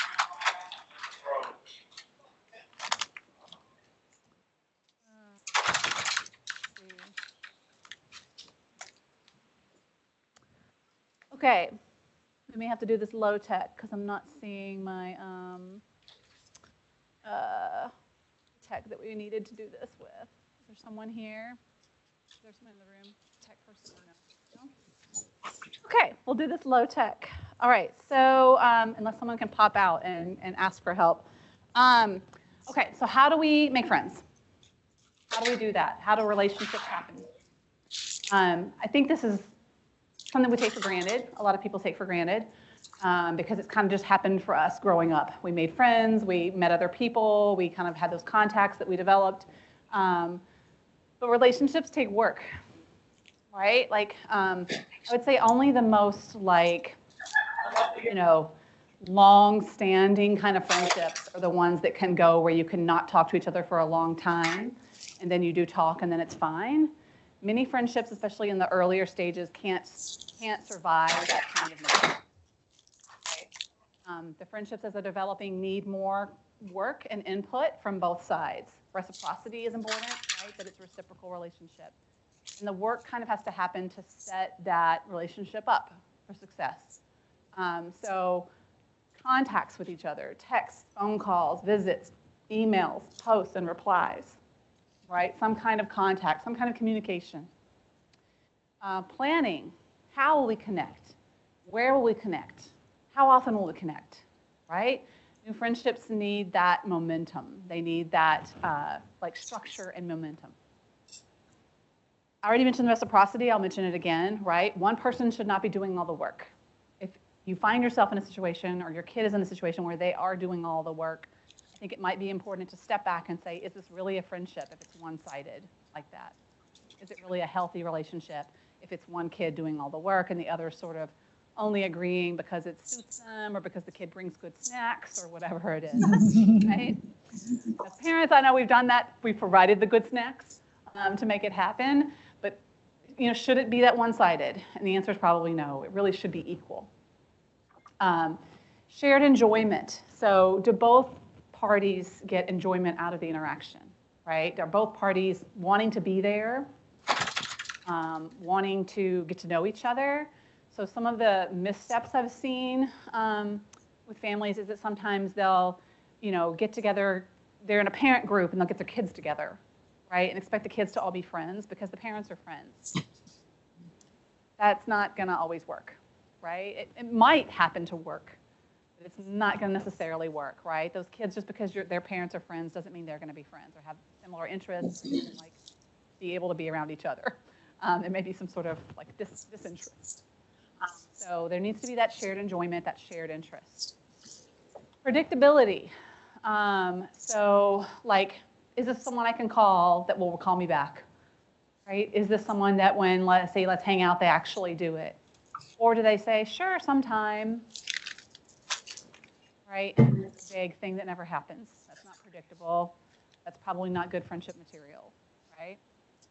And then I would say the last piece to think about that is important is like, what need does this friend meet, right? So you can have different types and levels of friends. We can have, there's also the things like acquaintances, right? Work friends, home friends, acquaintances, best friends, friends that are like family, right? You know, there's different kinds of levels of that, different levels of friendship, and everybody serves a need, right? That friend that is like family serves a different friendship need than the friend from work, maybe. They could also overlap. But does the friend meet a need that the person has, and vice versa, right? That it's that reciprocal. Okay, so it's important that those things align. Okay, I will open it up. So this is how do people make friends? What skills do, or what's needed to develop friendships? Am I missing anything on this list? Does anyone want to add anything to this list? Tell me I'm wrong. Tell me I'm missing something. Any hands? Yes. Common interest. Common interests. Friends should have common interests. Yes. Have something they can talk about and do together. Yeah. So it was similar, but actually shared experiences. Shared experiences. Yes. Shared experiences. Shared something, right? Shared enjoyment. Shared awareness. Shared interest. Shared something in common. Some commonality. Is that the tech person? Yes. Can you come help me? This looks good. After it does not. And I may want to just hook up my Mac. Anybody else? Any other things we missed? Yeah. Shared respect. Shared Respect. respect. Yes, respect. Dignity. So there's supposed to be a slide of a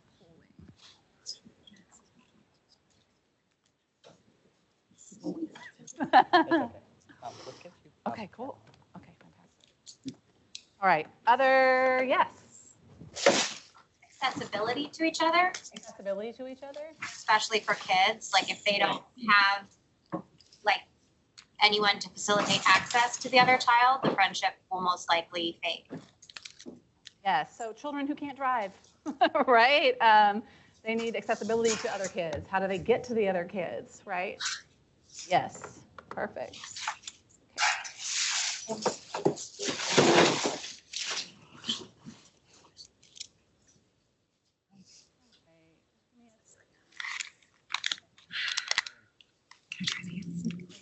Others. Yes.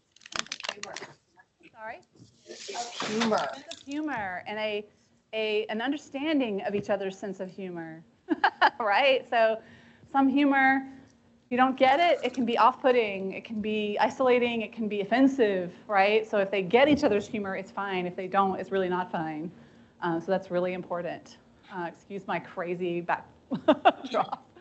I have a lot of icons. Okay. Okay. Yes, good one. Any others? What's needed for friendship? Yeah. I mean, it's about common interest, but things to talk about, the ability to, Something to do. and to do or something to talk about. Something to do together, something to say together. And it can be a common interest in a way that doesn't have to be a hobby, right? So something to do together could be going shopping or going for boba or whatever, right? I wouldn't necessarily call boba it could be an interest. Boba's pretty delicious, right? But it can also just be something you both enjoy. It doesn't have to be something you're like a hardcore hobbyist in, but something to do together. Yeah, perfect. Yeah, back there again. So similarly, like you're talking about like something to talk about or ways to just communicate with each other. So yes. Like my daughter has a friend that has apraxia of speech, and so they can play most of the time, but then once in a while, my daughter will ask her to get her device so that they can double check and make sure they're thinking about the same thing or talking about the same thing. So just an ability to actually communicate. Ability to communicate, right? Whether that is over devices, whether that's verbally, in a non-speaking way with a device assisted, some way to be there together and share with each other. Understanding and respecting boundaries.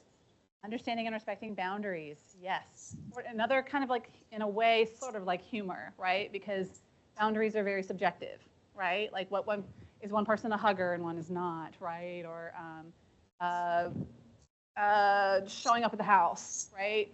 That might not be okay for someone, it might be okay for someone else, right? But we need to have a common understanding about this. It's like, there's sort of rules there's kind of rules, right? Sort of rules. There's like underlying rules. Some of them are sort of more like jointly decided upon. But that kind of gets almost into like consent and stuff too, right? Like sometimes what I'll see that I worry about as well is like these friendships that feel like there's someone doing this for a volunteer opportunity, right? Or they're like being paid or they get hours for it or something. It's just not, you know what I mean? That's like ideally our friends just want to be friends. They're not there to like collect service hours. Yeah. But yeah, boundaries is a good one. Mark?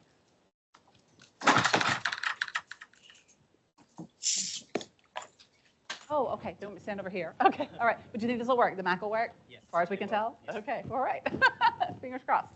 All right. Others, thank you for like your participation while we got the tech ironed out. Yeah. Sorry, just I'm a little confused because you're talking about what to have with this friend, but for me, the first step would be how you create these spaces or environments to have these prospective friends you have. This is a step before this. Yes. I don't know. Yeah. How do you actually access? Yes. And I think we're going to get to that because we're going to talk about that really about being a joiner in some kind of way. To access potential friends, you have to do an action, right? Like think about like our world, right? There are things that, and we call this social input and social output. Social input is me taking in your faces, you're smiling, yay, thank you. Maybe someone else is nodding, right? I'm taking in the social, someone's laughing over there, you know. You're all looking and watching, that's my social input. I'm taking that all in, right? My social output is me talking to you and me looking at each of you and gesturing at you. And so social output in the friendship level situation means doing something to initiate a relationship. Whether it ends up in a relationship is a question. It may or may not. And I think we tell kids usually about half the time it doesn't work out. Half the social initiations you make will not turn into a true friendship. Probably a little more than half, to be honest. That feels like an optimistic number, to be honest. But to be prepared for, you know, like I don't know. Like I think about it a lot of times, like when my kids were younger and I'd go to the park and the other moms were there, you know, like, you know, sometimes you would sidle up and you might have a conversation and then like maybe you'd see them again the next week. And I still have some of those friends, but other people, it just kind of dropped off. It never became a true friendship, right? But the key beginning of it was me sidling up and saying, nice day out, right? Like some kind of communicative, a word for it, communicative, like not a ploy, but like an action that started a potential interaction. A lot of my training was with babies. When I was in grad school, we worked a lot on babies and babies' shared attention, and how they initiate attention by like looking at you and looking at something else and looking back at you, and then you look at that thing, like what is, like if I turn suddenly to this, a lot of you might look over there, right? Because we're all on the same page together here. That shared attention or joint attention, and that starts a shared space. Right? So we have to be able to get kids, people, adults in places where they can start a shared space. And that, you're right, that is the key of like before I have boundaries and work on humor and have trust and have communication, we have to have shared spaces. Otherwise, we're just all in our own little bubbles, right? I think a key helpful thing that caregivers, professionals, et cetera, can do is to be a supporter of these shared spaces or shared springboards, right? Don't tell kids who to be friends with and be like, I'm going to set up a play date for you and you're 17. You know, that's not appropriate. But maybe say, hey, I heard about this club that meets. You like X activity. Why don't we give it a try? Right? It's giving a potential for a shared space to someone. Because as someone mentioned, right, like little kids are not going to be able to access these things on their own. I think a lot of our friendship knowledge from my own childhood, et cetera, was all just about proximity, right? It was the kids that I ran around the neighborhood with. I ran wild, you know, all summer and drank out of the hoses or whatever. Or the kids I was in school with. or the kids I did ballet with, whatever, right? It was that proximity, and friendships just happen naturally from proximity. But nowadays, kids are not always in proximity anymore, right? Like either they're at schools where it's not happening with the kids that are at school, or they're in activities that they are in sort of out of habit, but not maybe out of true interest. And so then it never jumps from the activity to outside of the activity. Or they're, online on their screens, et cetera, right? So they're not naturally evolving into these friendships from shared spaces. I think there's fewer opportunities for shared spaces. Very good question. Are there any others? Things that we think we're missing here? Not, I will try to get my fingers crossed. Like I said, tech is always the thing that's going to throw you. Okay. All right, so this is the tech. So we've gone through some of the things. What do you think? How do people make friends? Right. So the tech test is for you to scan that QR code, bring out your phones, bring out your screens, and the QR code, and type in ideally a 1 or 2 word, 2, 3 words, not more than that. Otherwise, it's going to get a little bit messy. Ideally 1 word if you can figure out 1 word. See if it works. Fingers crossed. Just waiting for your presentation to start. Oh. Waiting. Started. No. Hit restart. Hit restart.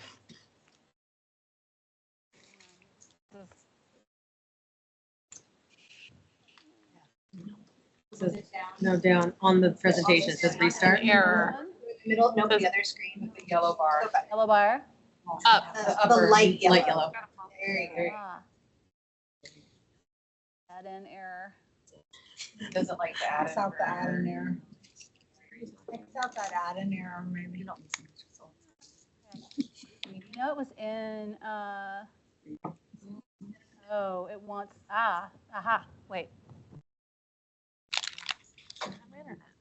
Okay. I think. Gotta be connected.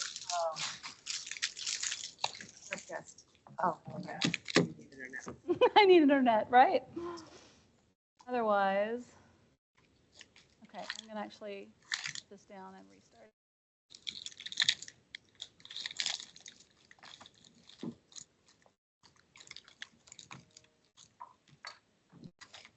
Okay. Still doing it. We did it. Yeah. Okay, maybe? Yes, it switched. Oh, yeah. It went to the next one. It didn't show us any answers. It's supposed to show answers. Says, what interests do you or your kids? Wait. There you go. There we go. Now we're good. Okay. I'm a witty manatee. Out pieces of paper. Otherwise. Yay, it's working. Yay, I'm gonna clap for myself. Okay. So so the bigger words are more common answers from you. So I'm seeing a lot of common interests. I see proximity. Wedding, church. Oh, this is cool. I'm glad we got it to work. Thank you for being patient. You too. Common interests. Smile and say hi. Being each other. Common interests. Awesome. Personality. Church. Activities. School. Tasks. Initiating.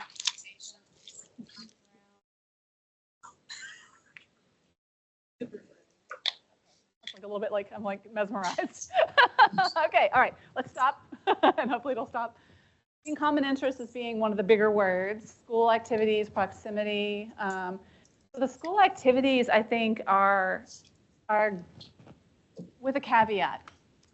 Well, I think I work with a lot of families where school has become a negative place, and activities at school are tinted by that. Are tinted by the negative place and the things that have happened there, almost traumatic things for some kids. And so it's almost like tainted by association. So even though saying, hey, at school there's a fantastic robotics club that's totally up your alley, will be a big no, because school, like either the other kids have been mean and those kids might be there, or other various concerns related to anxiety around other kids and how they've been treated. So what I oftentimes will talk to families about is to build up your kids. I think in those situations, what people need are positive experiences to overlay the negative ones, right? It's almost like in the trauma literature, right? You have these traumatic experiences. You need positive experiences to show your brain that I can do this, that it's safe, that I can have this experience and it not be negative. And we need that to like wipe out some of the negativity. So oftentimes what we'll talk about is, what about robotics in the community, right? What about robotics with one of the Autism Society chapters? Some other way that that interest still can be met and meet other people who have that interest outside of school. So definitely school is a place. It is often a place where we'll start first of can you meet people there, but it doesn't have to be the only place, especially in those situations. Yeah, I see a hand over there. Yeah. I was going to say, kind of dovetailing on that, also success experiences. Yes. Because for a lot of kids, you know, especially if they have specific learning disabilities, school can feel like a place where they're always on the back foot or always playing catch up. And so they don't feel that they're on an equal footing with their peers. So success experiences also can be places where they are their chance to shine, something that they excel at, so that then when they're interacting with their peers, it's from a place of feeling equally confident or competent. Yes, 100%. I love that. Would you call it success? Success experiences. Experiences, yeah, right. So and that's the same as like positive experiences, right? And having, so I do think it's like a clean slate, right? Having the potential for a clean slate there, especially when there's been a lot of negative history, really important. I think at that point, what often will happen is that, and I see this dovetailing with our anxiety literature and our anxiety statements, is that those negative experiences become the only experience. Then it's like, nope, I don't want friends. I don't want to do these clubs. I don't want to do these things because everything was so harmful. It's protective, right? The self-protective instinct makes total sense when you think about what this person has been through. But it's almost like you have to prove there is another way, right? You have to show that there can be nice people out there. It's not everyone is like this, right? You have to really work a little harder to show that there is another way for this to happen. And that may need to be in a totally different setting. Yeah, to kind of escape some of that history. Because I think then what I see too is that then these thought of joining these activities, of joining and meeting up other people, creates so much anxiety because of all the trauma and negative history the kids have had, or people have had, that it's avoided. And when we avoid it, we never have anything positive happen. And then it's a cycle, right? You can see how it just snowballs over time, that this thing was so negative for me. I'm going to avoid it out of protective. And as a parent, you might let them because you're also caring for their health and trying to protect them. Then they never get that positive takeaway. That might be like the most severe isolation. Lots of things to consider there. I'm just like super thrilled it worked. Okay, all right. So this was that was before this. I was going to have y'all workshop this before we did this. Now we've done this. We've gone through and talked about all the things we think go into friendships. Okay, so some more skills, right? We talked about kind of what do you need for friendships. So things like proximity and access and contacts, right? You've got to get contact information from people, right? What's another like pathway of thinking about how do I make friends? And this is going to sound very much like peers content because it pretty much is, right? Is the common interest, going with your biggest one of common interest, finding people who have something in common with you or something that you like that they like, and joining them, and that's that shared spaces. You've got to be joiners. And I think honestly that is probably the hardest, is the joining. I know even for me, I think about like, oh, I've got to go to this thing with this new group of people. It's like anxiety inducing. I just want to sit at home with my book, you know, and my hot chocolate under a blanket. This is winter mode for me, right? Is on my couch under a blanket with hot chocolate. But you know, like I'm not going to meet anybody that way. I'm going to be enjoying my book, which is great. And so I guess going back to my talk this morning, if being under your blanket with your hot chocolate in your book completely fulfills you as a person, and you don't feel isolated, and you don't feel like you're friendless, and you're happy with that, then that's okay.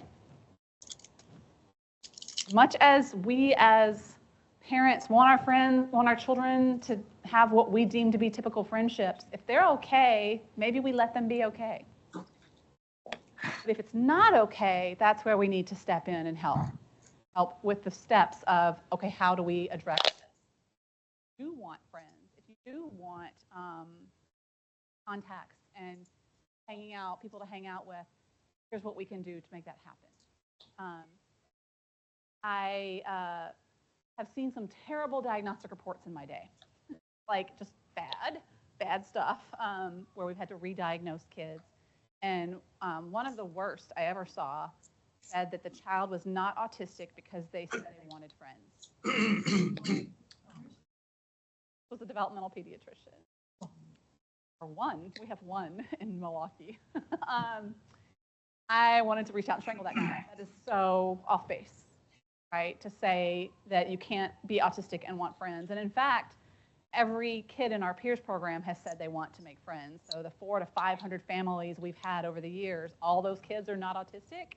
That's just not realistic, right? So that wanting to have friends, it's not everybody, but it's a decent subgroup. And to do that, you've got to do a little bit of work. And I think we need to rethink this as any skill, right? Like if you want to learn a skill, there's work, right? If I want to learn Polish, which I tried to do a couple years ago, Duolingo, it was a disaster. I had to do the work. Ultimately, it was a disaster, but I tried, right? You can't just want to speak Polish and speak it, right? There is work involved. If I want to make friends, there might be work involved, right? And ultimately, for the person, you're going to have to weigh, is the work worth it? I hope that when we provide positive experiences, then it becomes salient that this is really worth it. Those two kids, picture at the beginning of the slides, right? Now do they see it's worth it? The work I have to do in keeping up with this person, calling them, seeing if we can hang out, making our moms drive us somewhere so we can, et cetera, is hopefully worth it. Once we get the joy, or I would say from a neuroscience perspective, the reinforcement, positive mood, and the oxytocin cascade, and all the good hormones that we get when we enjoy what we're doing from being with that other person. But it does take work. We've got to have conversations to get to know people better. We have to communicate. It doesn't have to be a conversation, but we have to communicate with each other to get to know someone better. People want to have other people be interested in them, right? Like all of us just want to be seen. And to be seen requires curiosity on the point of the, that happened. On the,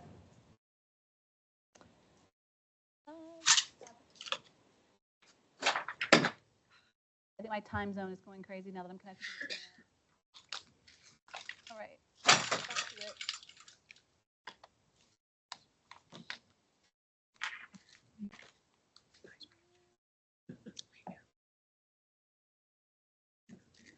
Okay, my computer is shutting down. This is like, no. We've got the Apple. All right, uncertainty. Here I go. Where's my toolbox? I'm going to pull out my toolbox and do a presentation with just the Apple. Okay.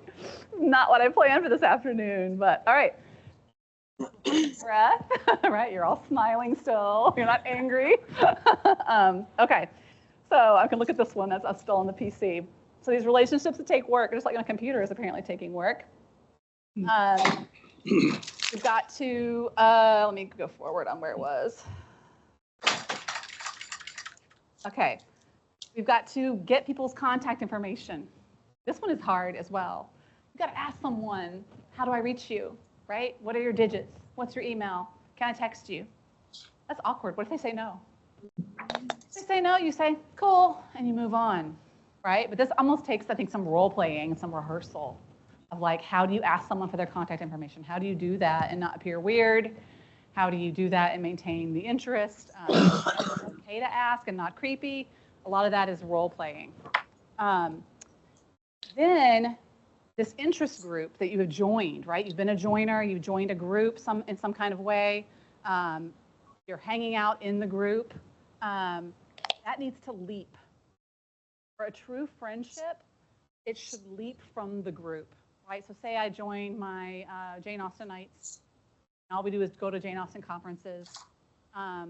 Ultimately, if I really want to be better friends with people in that group, it should transition to being outside of that group as well. Like, hey, let's get a coffee, or let's go to lunch, or let's do something else besides just our common interests. It's still something we want to do together, but maybe not so closely tied to the activity. Making the leap. Back screen now. This is like, okay. Remaining interested in the person and being reciprocal. Right? So this is the work too, like putting in the work of, sorry y'all, I've never seen this happen before. We got that one poll that was so beautiful. Right. So we hang out with them outside of the group, right? We've got their contact information. We're gonna go get lunch. We're gonna get a coffee. We're gonna hang out. As kids, we're gonna go maybe do something together. Right? As kids, maybe we'll go play in the park, or we'll go to a movie, or we'll go play board games. And our normal activity is, that we are in a D&D club together, right? But we pulled it outside of the D&D club, for example. Then there needs to be a continued interest, right? And a reciprocal interest. It's not just one kid saying, let's get lunch. I think I already kind of mentioned this, right? But it's both of them saying, let's go to the park, let's do something extra, let's do something additional. And that it's still reciprocal. Okay, and then last, I think, is evaluating, is this person good for me? Okay, because sometimes we meet people and we hang out with them, and ultimately they are maybe like they make us feel bad about ourselves, or they make us feel stressed, or their way of interacting is too much or too loud, or just not something that we want to be around a lot. Then ultimately it's for us to decide, do I want to continue or keep this at the acquaintance level? And that's the same thing with our kids. Maybe they thought someone might be a decent friend, it might be a good potential, and it over time washed out to maybe not be so much. Like kind of meh. And that's okay, that happens. So thoughts about these steps, which you cannot see at the moment, but finding common interests, joining, communicating and getting to know each other better, hanging out outside of the group, staying interested, and then evaluating. Is it a good friend? What are we missing? Yeah. Conflict resolution. Ah, yes. Yes, because friends will disagree, right? Friends will disagree. So I do a whole module with my undergraduates at the beginning of the semester where we work on having discussions where we disagree. And being respectful and doing that with thank you, dignity. My Mac has died. The Apple keeps coming on, but it's like, appreciate it. Yeah, because it's not on here. Like the poll's not even on here.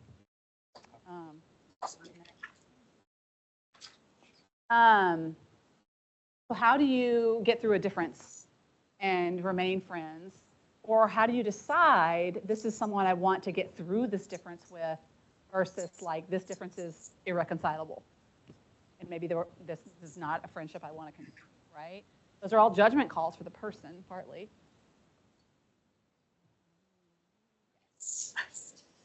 But ultimately, you've got to kind of weigh and balance that, right? If you do want to remain friends, then you've got to do this conflict resolution, right? Where you talk about why did we disagree? You've got to do your active listening, right? Where you hear each other out, you repeat back what they said, all those good disagreement kind of, you give each other a chance to meet in the middle, right? That's a set of skills in itself. Very key, yep. Others, what all do we miss? Anything else we miss? Big things.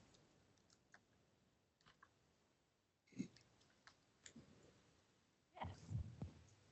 One thing that came to mind is how sometimes some of the somewhat rigid thinking can sometimes play into friendship struggles. So as a neurodivergent adult, I can think back on, I kind of had rules for myself. And one of the rules was that everyone deserves to have a friend.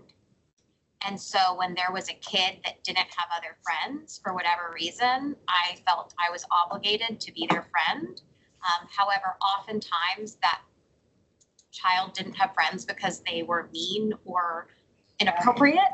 And so then even if I was treated very poorly, I couldn't let go of this idea or the rule that I had that everyone deserves a friend. And it dovetailed with the fact that I had hyperreligiosity as a kid. So the hyperreligiosity played into I have to be this person's friend no matter how poorly they treat me. And that kind of continued until I wasn't able to release that until adulthood.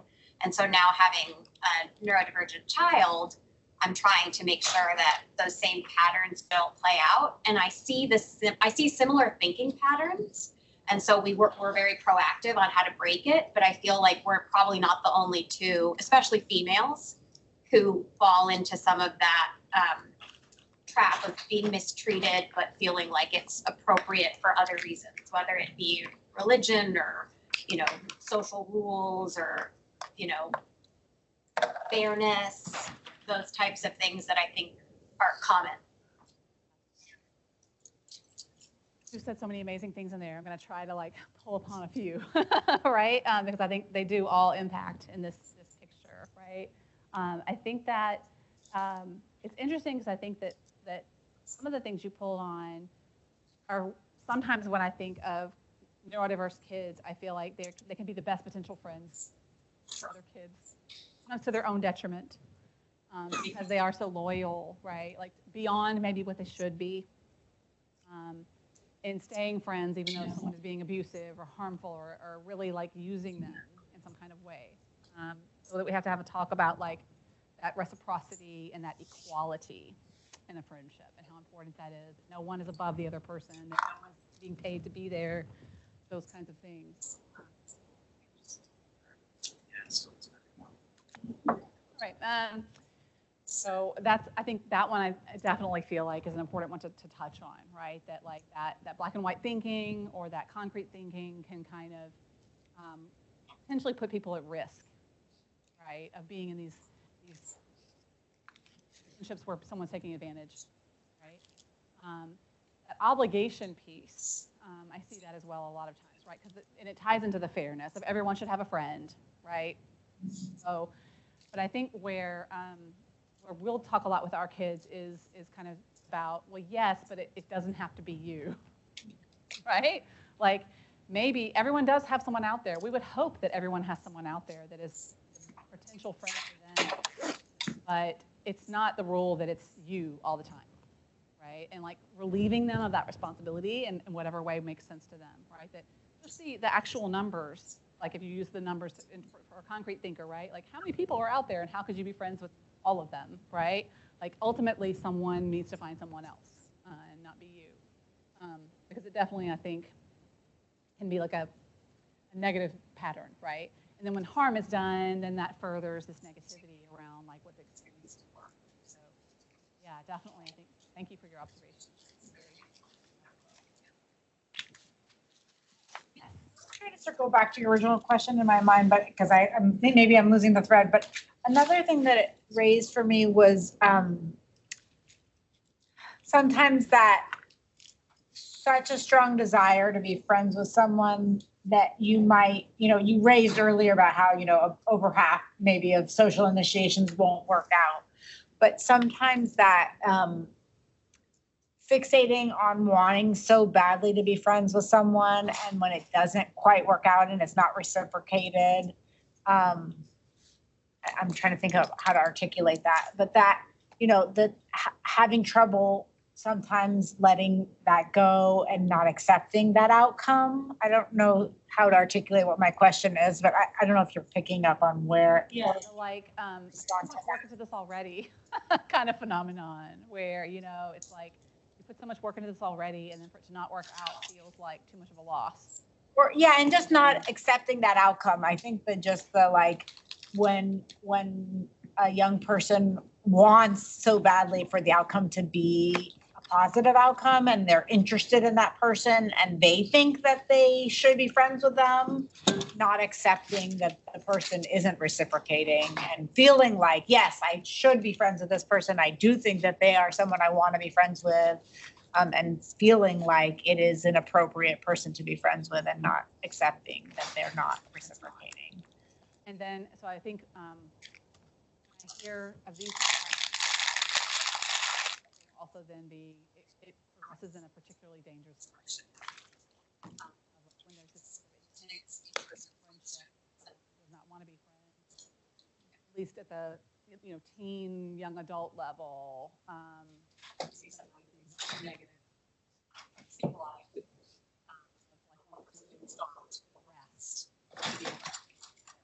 Right? And so I think that conversation, I think we often steer it towards the consent conversation.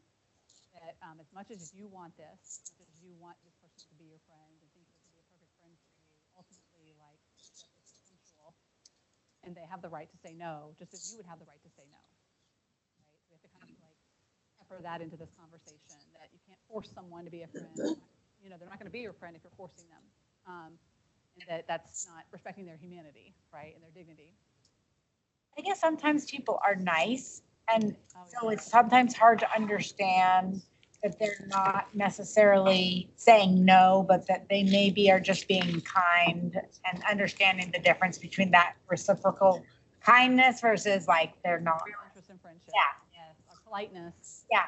Yeah. And a lot of times our polite, like they, Midwest, they call it Midwest nice. You know? Yeah. But it's not always nice. Like, or it's not really, not real, right? It's politeness. Yeah. Social convention. Yeah. Understanding that nuance is very hard. Yeah. I don't have a good like answer for that. I think I agree with you. It's a phenomenon, right? That like knowing the difference. I think that's where this reflection can take place, right? Between like a caregiver or a professional and that person of like, what would be, well, we'll turn it to the group. What would be the signs that someone really wants to be your friend and it's not just being polite? Yeah. I think actions at the end of the day. If they follow up with actions. Yeah.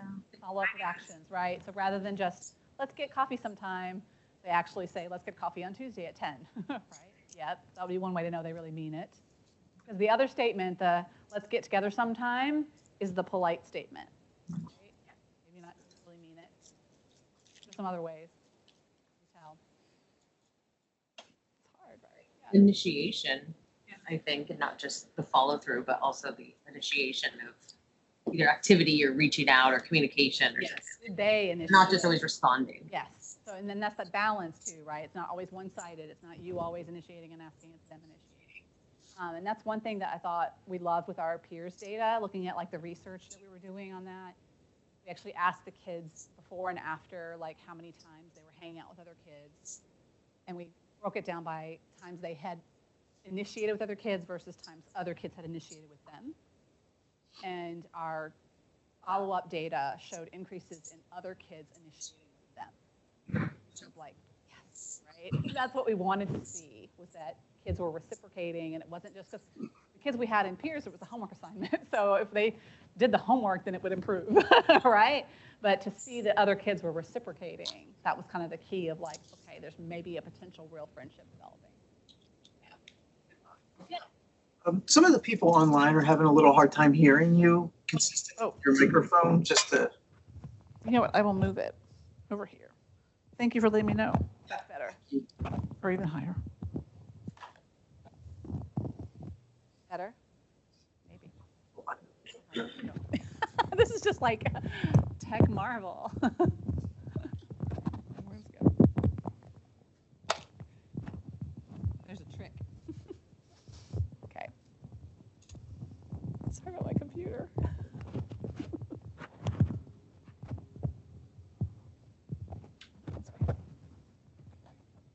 Okay, hopefully that, oh, I can even hear it. Okay, thank you. Sorry about that. All right, other ways, how can you know? Yep. I think feedback, right? So if they had fun at the coffee date or whatever they're doing, this is fun, let's do it again. Yes, like hearing that negative, I'm going to repeat it too, so make sure people hear it that are on the call. Negative feedback, right? And like when people give that to you, knowing, right, that means something. That means maybe they're not interested. Maybe they're, don't feel like that same potential friendship is there that you think is there. And that is honest feedback. Others. It's hard, right? Hard to know, like, how does someone really mean it? I try to do this better myself. I think in my own work, I have learned from working with autistic people that being clear is really cool.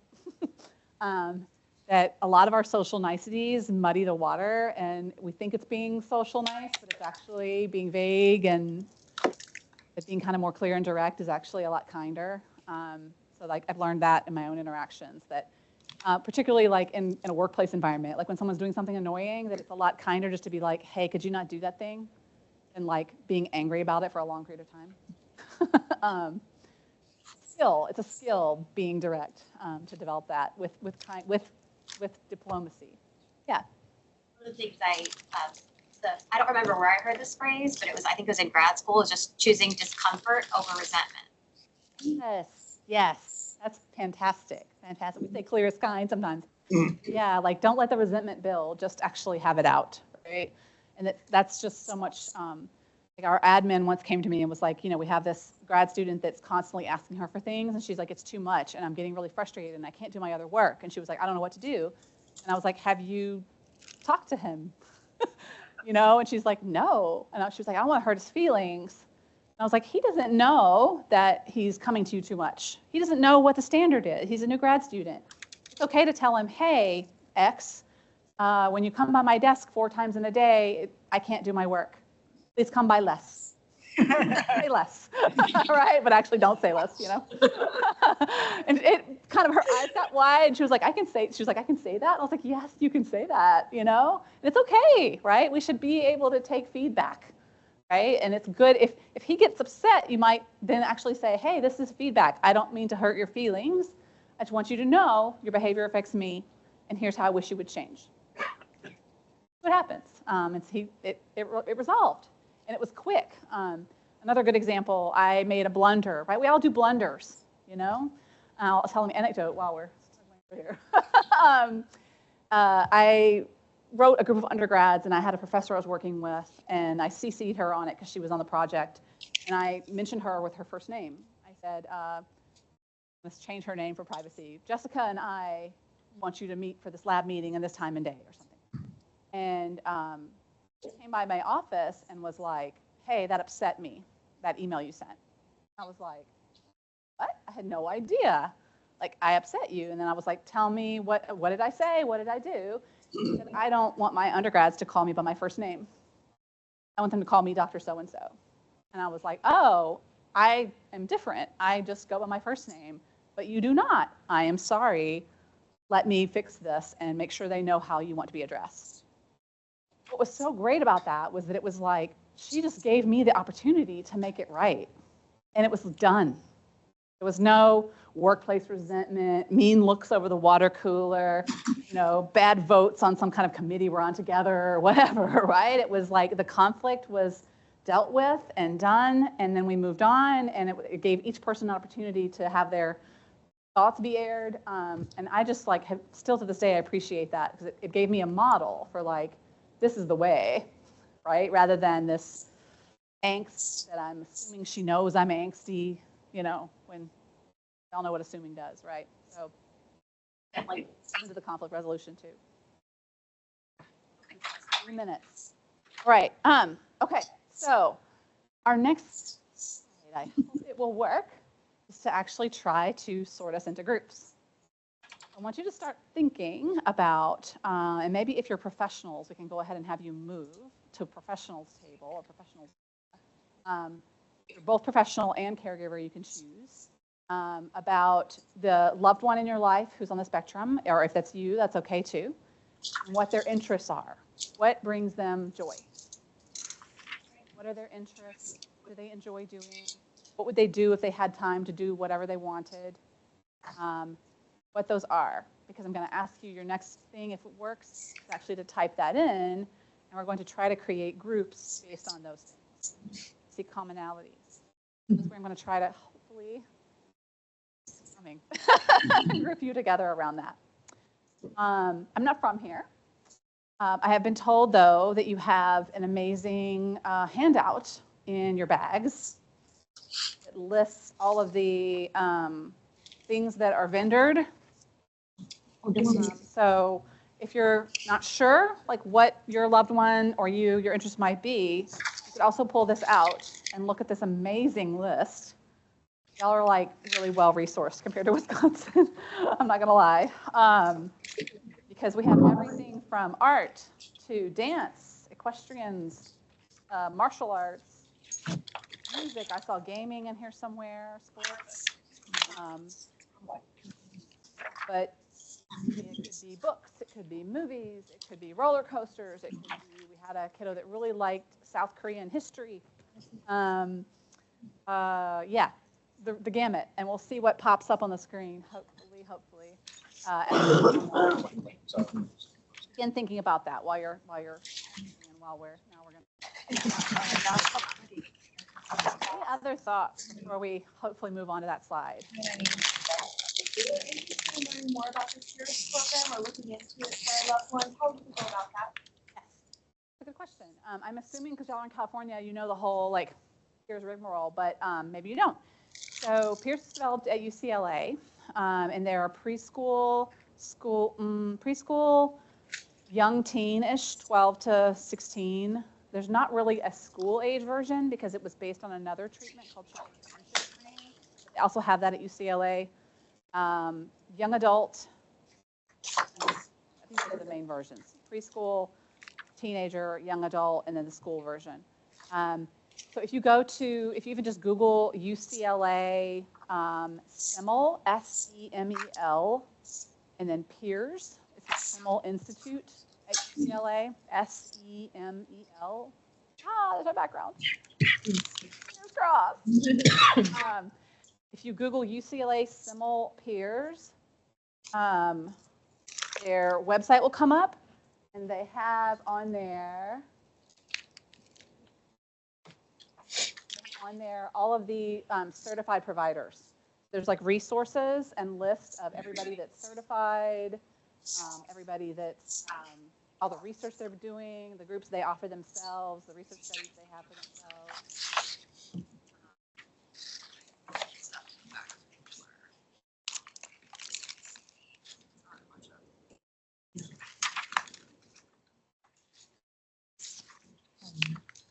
Yeah, UCLA SEMEL Peers.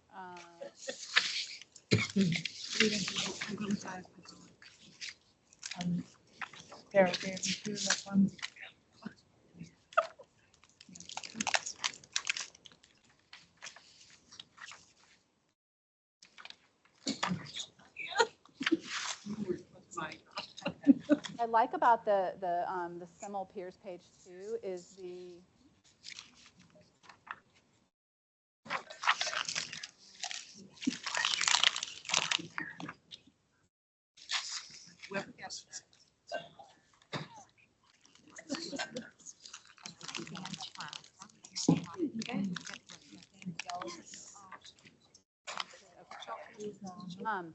they have a list of certified providers on that website. So like it's by country and then by state and by region. And so anyone who's done the peers training and is certified probably offers the groups and it's worldwide. So that's what I really like about the website is they list all those people that are trained. Great. And the different models too.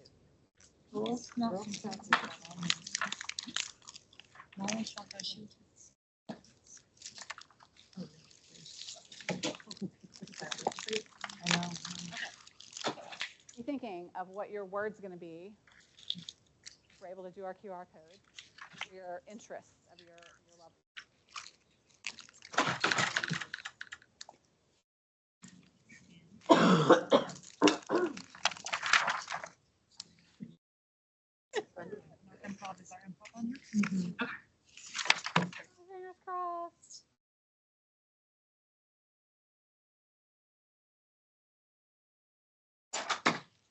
Somebody put in 2 already, but there it is. Fingers crossed it stays. So what interests you or your kid or the person you care for have? What do they like to do? What brings them joy? Ball and crochet are the 2 options at the moment, but we got more coming up. I will try to make groups. You're great. Thanks.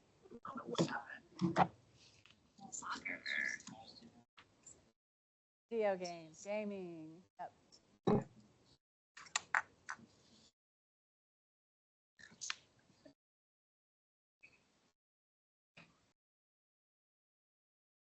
Kind of just like blown my computer's mind when we did this the first time. So good thing this is the last one. K-pop, that's my daughter. One of mine.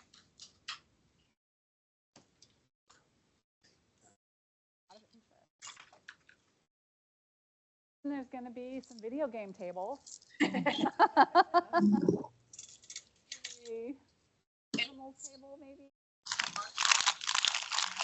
I put arts. Still not.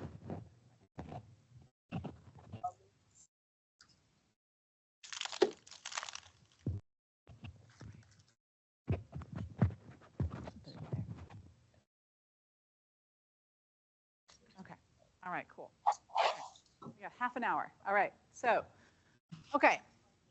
So what I would like to do, and I know this means getting up and maybe out of your chairs and reorganizing, which is annoying because you've got all your stuff. And I'm hoping it will be worth it. So if what we could do is have, I think we probably need at least 2 video, maybe 3 video game tables. Maybe like these 3 tables are video game folks. So if you're not a video game folk, you'll need to vacate and video game people to come here. And it looks like the other big groups are animals. So maybe this table here could be animals. I'll move my bag. This can be animals. And I'm seeing pretty big, and if you're like Roblox, go with the video games or Minecraft. Nature. Nature. Let's be this back table. Nature's going to be here. Sorry, nature's going to be here. And then I think we need sports. Let's have sports maybe be these 2 tables, including mountain biking, camping, outdoors, nature walks, swimming. So these tables here for sports, including soccer. Maybe 3 tables for sports. 1, 2, 3. Yep, these 3. Sports, martial arts included. Okay, this is sports corner. Okay, what about academic-y type things? So math, science, writing. What else is on there that's academic? Geography, topography. Yeah, if you're academic-y, let's stay here. Okay, academic-y, math, writing, etc. Okay, who else are we missing? Oh, K-pop. K-pop? K-pop. K-pop here. Why don't we put anime here? So K-pop and anime are kind of close to each other. K-pop and anime. Okay. And then what's left? Art stuff, artsy stuff. Artsy stuff here. Improv, drawing, crocheting, baking. I'll put it in artsy. We'll do art. Chess. If there's enough of you for chess, we can do chess right here. Musical theater. Playing with dolls. Let's do playing dolls and what do we go with? Maybe toy car. So like toy play, doll play, toy car play, right here. Okay, so now let's see if I can remember all of that. Okay, hopefully someone will be here with you. All right, so what are y'all? Animals. Animals. This must be gaming. Yeah, that's how we Nature. Okay. I'm seeing some people without spots too, so I'll have to like work on you. What are you? Sports? Sports? Do you need a table? You're professional. Okay, the professionals in the middle. In the middle, if you are just, just want to do your professional identity and meet some of the professionals in the middle. You're my tech helper. Thank you. This is anime. Academic. Okay, the professional, you can go either way. Okay, all right. You two are observing, right? Do you need a table? Art. Art was here. Yep. Art. And then by yourself, you want to join him? Okay. How about, let's see, what would be the closest? Dancing would be with Art, I think. Yes. Join there. Okay. I don't want you to be alone over here. Okay. Okay. Okay, this is good. Everybody's got a place. All right. So, yay, this makes my heart happy. Okay. So for the last bit of time we have at your tables, I want you to introduce yourselves to each other. Who you are, where you're from, simple introduction, or if you want to say who you're here in for in terms of what you're doing, that's okay too. We're going to do less than 15 minutes because we don't have that long. We'll do like, I don't know, let's take like 5 to 10 minutes for the introductions phase. Okay, so go around and introduce yourselves to each other. Everybody get a chance to share out, and then we'll move on to the next stage. Okay, so let's say like 7 minutes. Okay, all right. I'm Hillary Bowers. Sorry. I'm Laura. Yeah, right. Go ahead. I have 4 kids. My name's Amanda. I live in North Carolina, semi-rural area. And I'm here at the table. Music, swim, and Exactly. So many places like walk climbing. Loves type of San Diego. ancient history. And all the other things. So I do. Apparently, there's some. So I serve as an internal referral.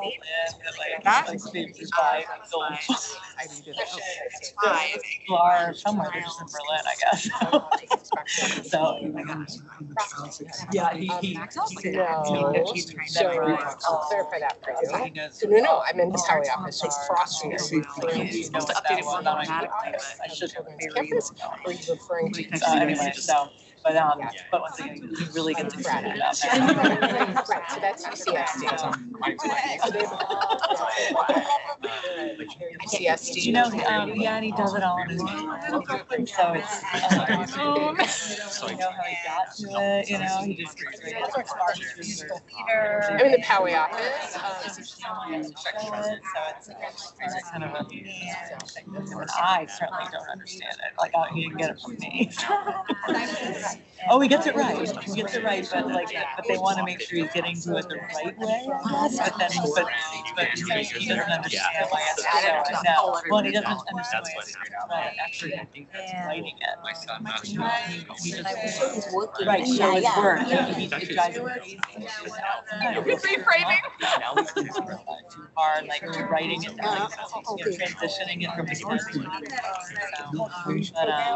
But yeah, but so it's kind of a problem. So he can't be math, and they'll repeat. You know, you repeat to learn.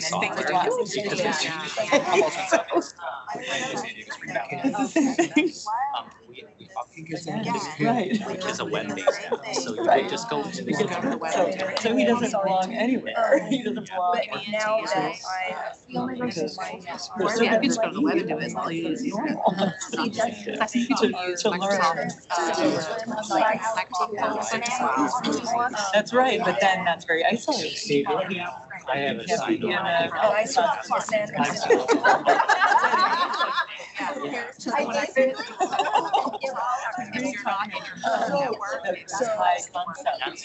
programs mostly, or I mean, so he's below grade level class, so he doesn't know where it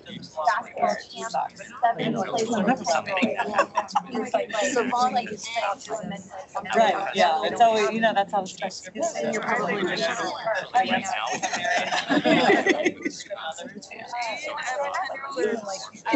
don't have that, but I know it seems to be a gap in our. Yeah. I'm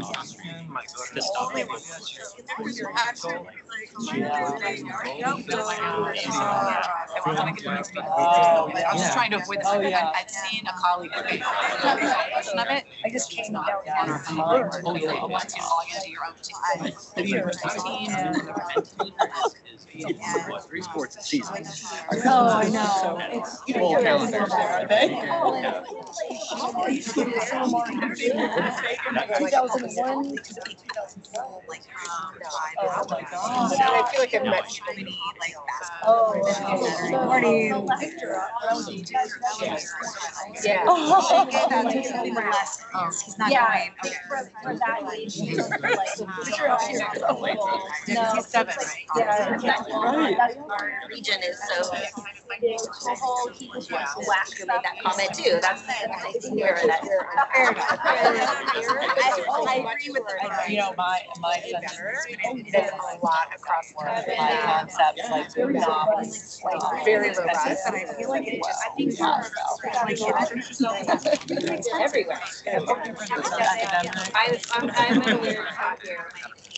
I work for the PR.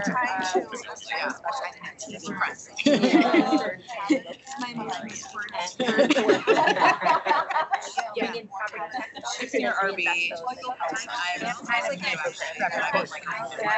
have a friend. That's exactly where I'm at, actually. I'm up in Highland Valley Road. Oh, he does? Oh, interesting. Yeah. I do everything that's not related to our house. Right. Oh,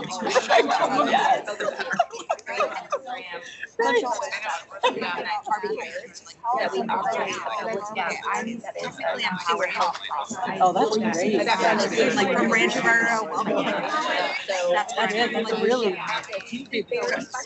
can break it down. It's really good. All of the section, all of the Okay, I'm gonna interrupt you really quick. Given all my time travel, time challenges with the tech, we're gonna have a shortened period of time for this. So as you're introducing yourselves, let's go ahead and wrap in the next stage. Talk about at your tables what existing ways you can think of in your communities that people can connect around the interest at your table. Okay. Existing groups you know about, existing settings, existing opportunities, and then see what you have. You only need to move on to brainstorming new ways if you're not coming up with anything in your group. Okay, so keep introducing yourselves, but also start wrapping in how do we connect around nature? How do we connect around video games? Are we connecting at all? What could we do? What is possible? Okay, and I'll let you do that for 10 minutes. And then the last 10 minutes, I want us to report out on what you discovered are the opportunities. Okay? So, one is, do you guys have some things I would love to put that on our topic is share that with because from a lot of things, but from the performing arts side, I know for my daughter, it's been a mix of both camps. Oh, yes. Oh, my. From this list alone, we're doing a lot of atlases, like a globe. Should we have that? Yeah. I'm writing that down. Oh, I see. This is new. Oh, good. Those are a couple of the different social rec side of things. Our website is actually classes. They do one social and one library. So you can get two. Get it out to our community members because we have offices in Colorado. Thank you. That's exactly what my Challenge myself. Right. Wow. I mean, you can look at it. Okay, that's great. It doesn't have to be that list. What I pulled out, that's what we're doing. But also besides that. That's a great idea. Yeah. That really helps. I'm trying to look at like I don't know if you have to Amy, that's like amazing. So is your probably not on that card.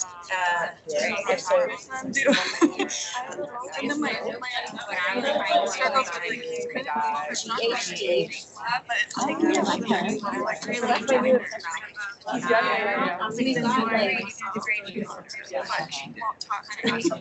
It's very complicated, so yeah, yeah, and we need people who.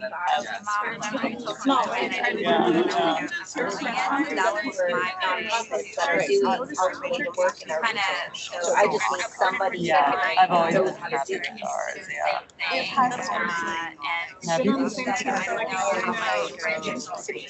And then the game permits, that's another thing. I'm not there, so. Yeah, right, right. How did they start doing Yeah, that whole transition. Are they doing programming specifically? Yes, great, great. Yeah, I sometimes read a center for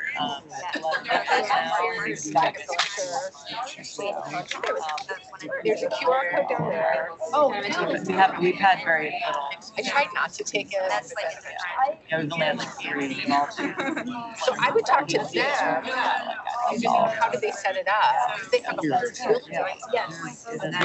Yes, that's great. Rather than they probably got contracted instructors reinventing the wheel. So you like, And there may be some similar people that are willing to do it. I do it here, I do it there. Oh, okay. Those are my two ideas. I'll work on it. I'm Pamela, right?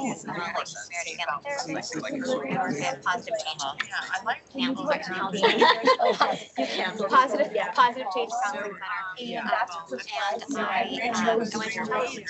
I specialized in medical and I did my Wow. Yeah, and this has been very interesting too, I'm sure, right? Yeah, yeah. Sure, yeah. Fascinating. I know who you're talking about. I can't. Those people do it too. That's great. That's a good fact.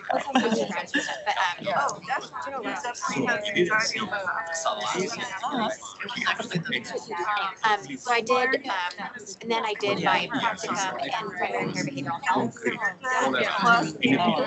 Yes. Yes, you're doing the behavioral integration.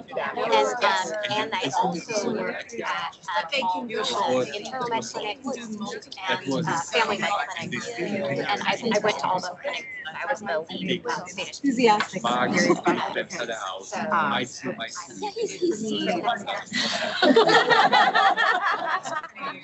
Everyone looks at me like, for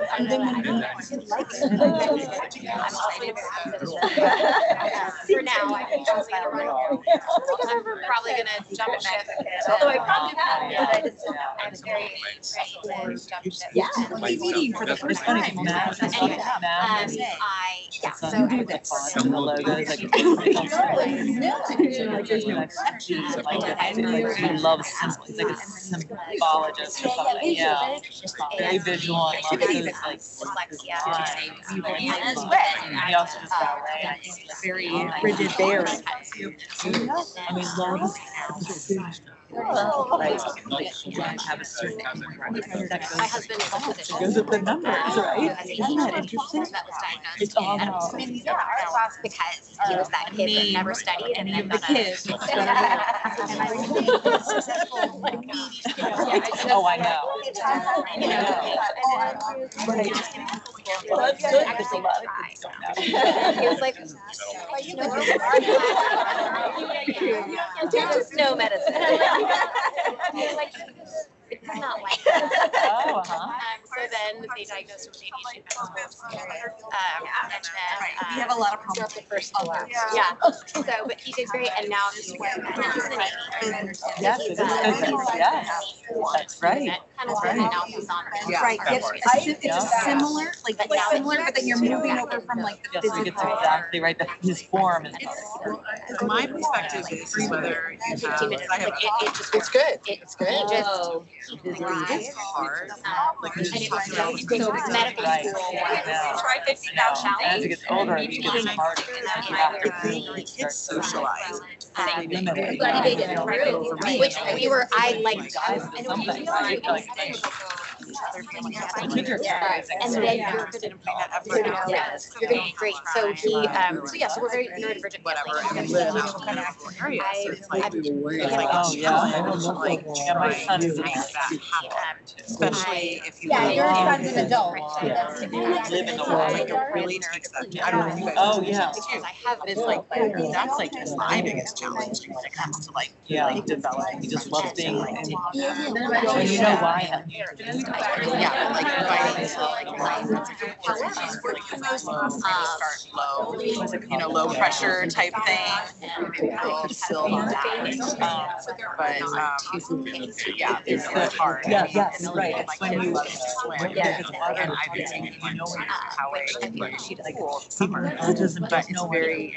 That's why a lot of them like no. So that's just my world. It's like friendships with this or that's how you don't just say that is really my older kids are calling about this too. My girls and they get great. I want us to have time. We're out at your table, so I need a delegate from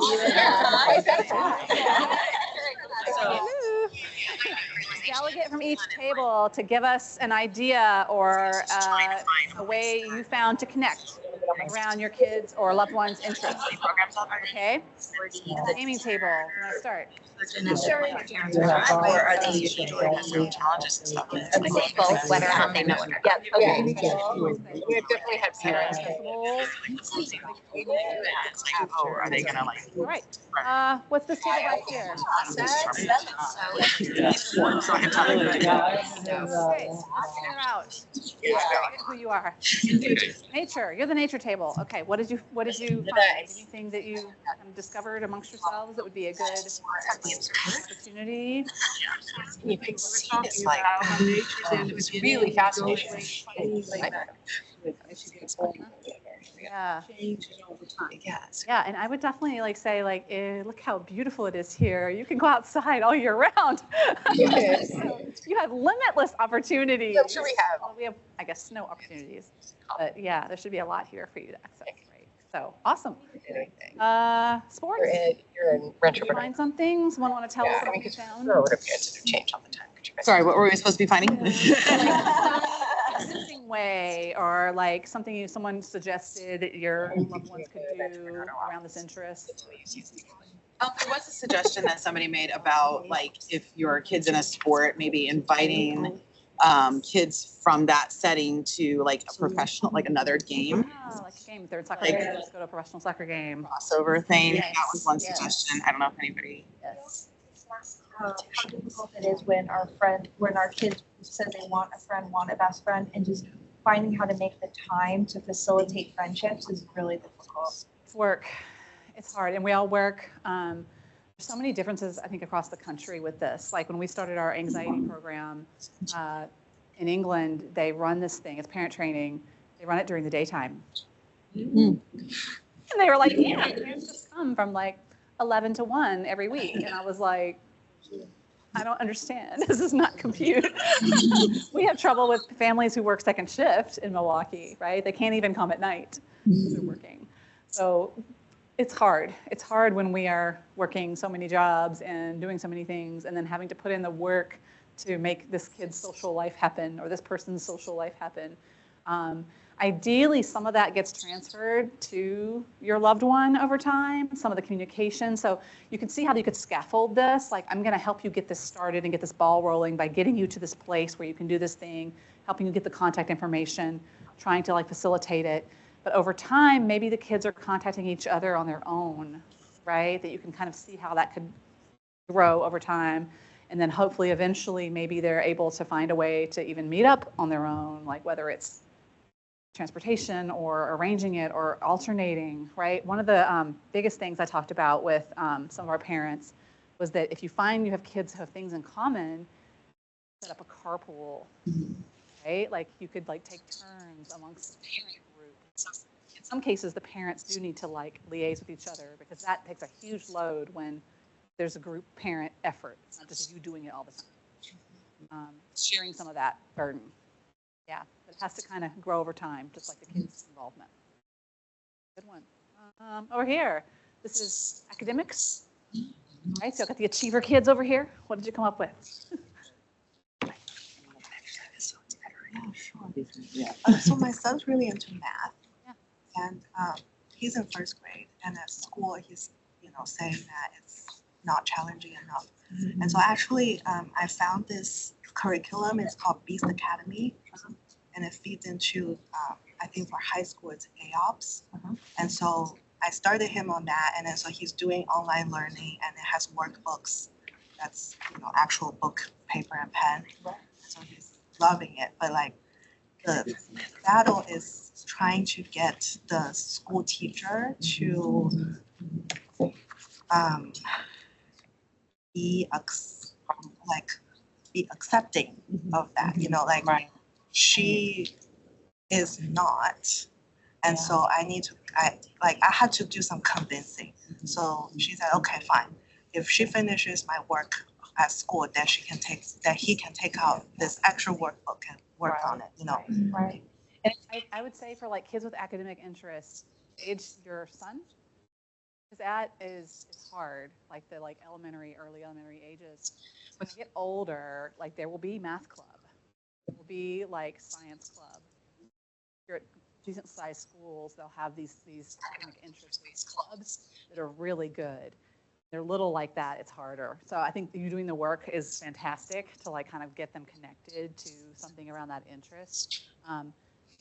It's also like, it doesn't hurt to ask a teacher or a school, hey, are there like a group of kids who all love math? Could we like get them together?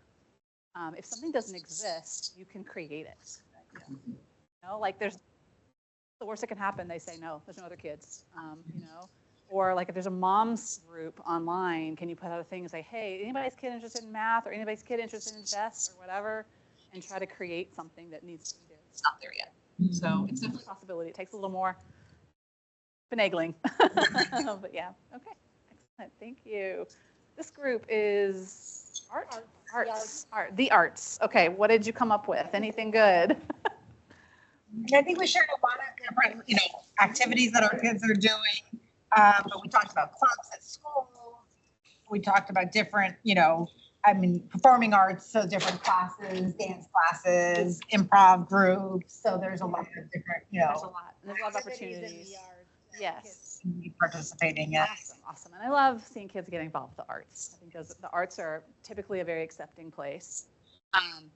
One thing I would say for the sports teams is that there's places where sometimes kids are accepted and sometimes they're not. It's the sports groups. Sometimes kids get mascotted in their sports teams. They might have abilities. They're they're judged for not being typical, and they get slotted into the mascot role. So that one thing I want to see is that they're on equal level. Team, and that may mean that like one of the children I know in my daughter's high school, she's in a special needs soccer team where she has been accepted equally because everyone there is a little different, right? So sometimes seeking out those maybe less competitive, right, or like more accepting differential kind of abilities, those things can be helpful. Kid may be fine in the club level, competitive, whatever sport, but just know that like sometimes the friendships can be hard there because they may kind of pigeonhole the kid. Yeah. Sorry, I drifted from arts because I don't see it happen as much in the arts as I do in and then professionals, I'm just going to wave to y'all. We don't have time left. And nature, or no, animals. I heard some things you want to share. Okay, so we have children that are all animal lovers. So there are several humane societies within San Diego that run animal camps throughout the summer that do multiple week programs that my kids did and really enjoyed. And so that's a way to engage with animals, engage with other kids, and potentially make friends during the summer. But then if you go back again every year, my kids did it probably 5 years in a row, back and forth between the camps. And yeah, so that's one way. And then we talked about therapeutic riding. What I just thought of, Rawhead Ranch also does horse camp. So that's another option. My kids did not do that, but I hear good things about it. Thank you, thank you. So in sum, what I intended for you to do was to have an accountability buddy at your table. So feel free at this time to exchange contact information with each other, right? It's not awkward, you can just do that. And think about, maybe since we're out of time, just think about what's one thing you're gonna do. If you wanna share at your table and take extra time and stay, that's cool. If you need to bounce, that's okay as well.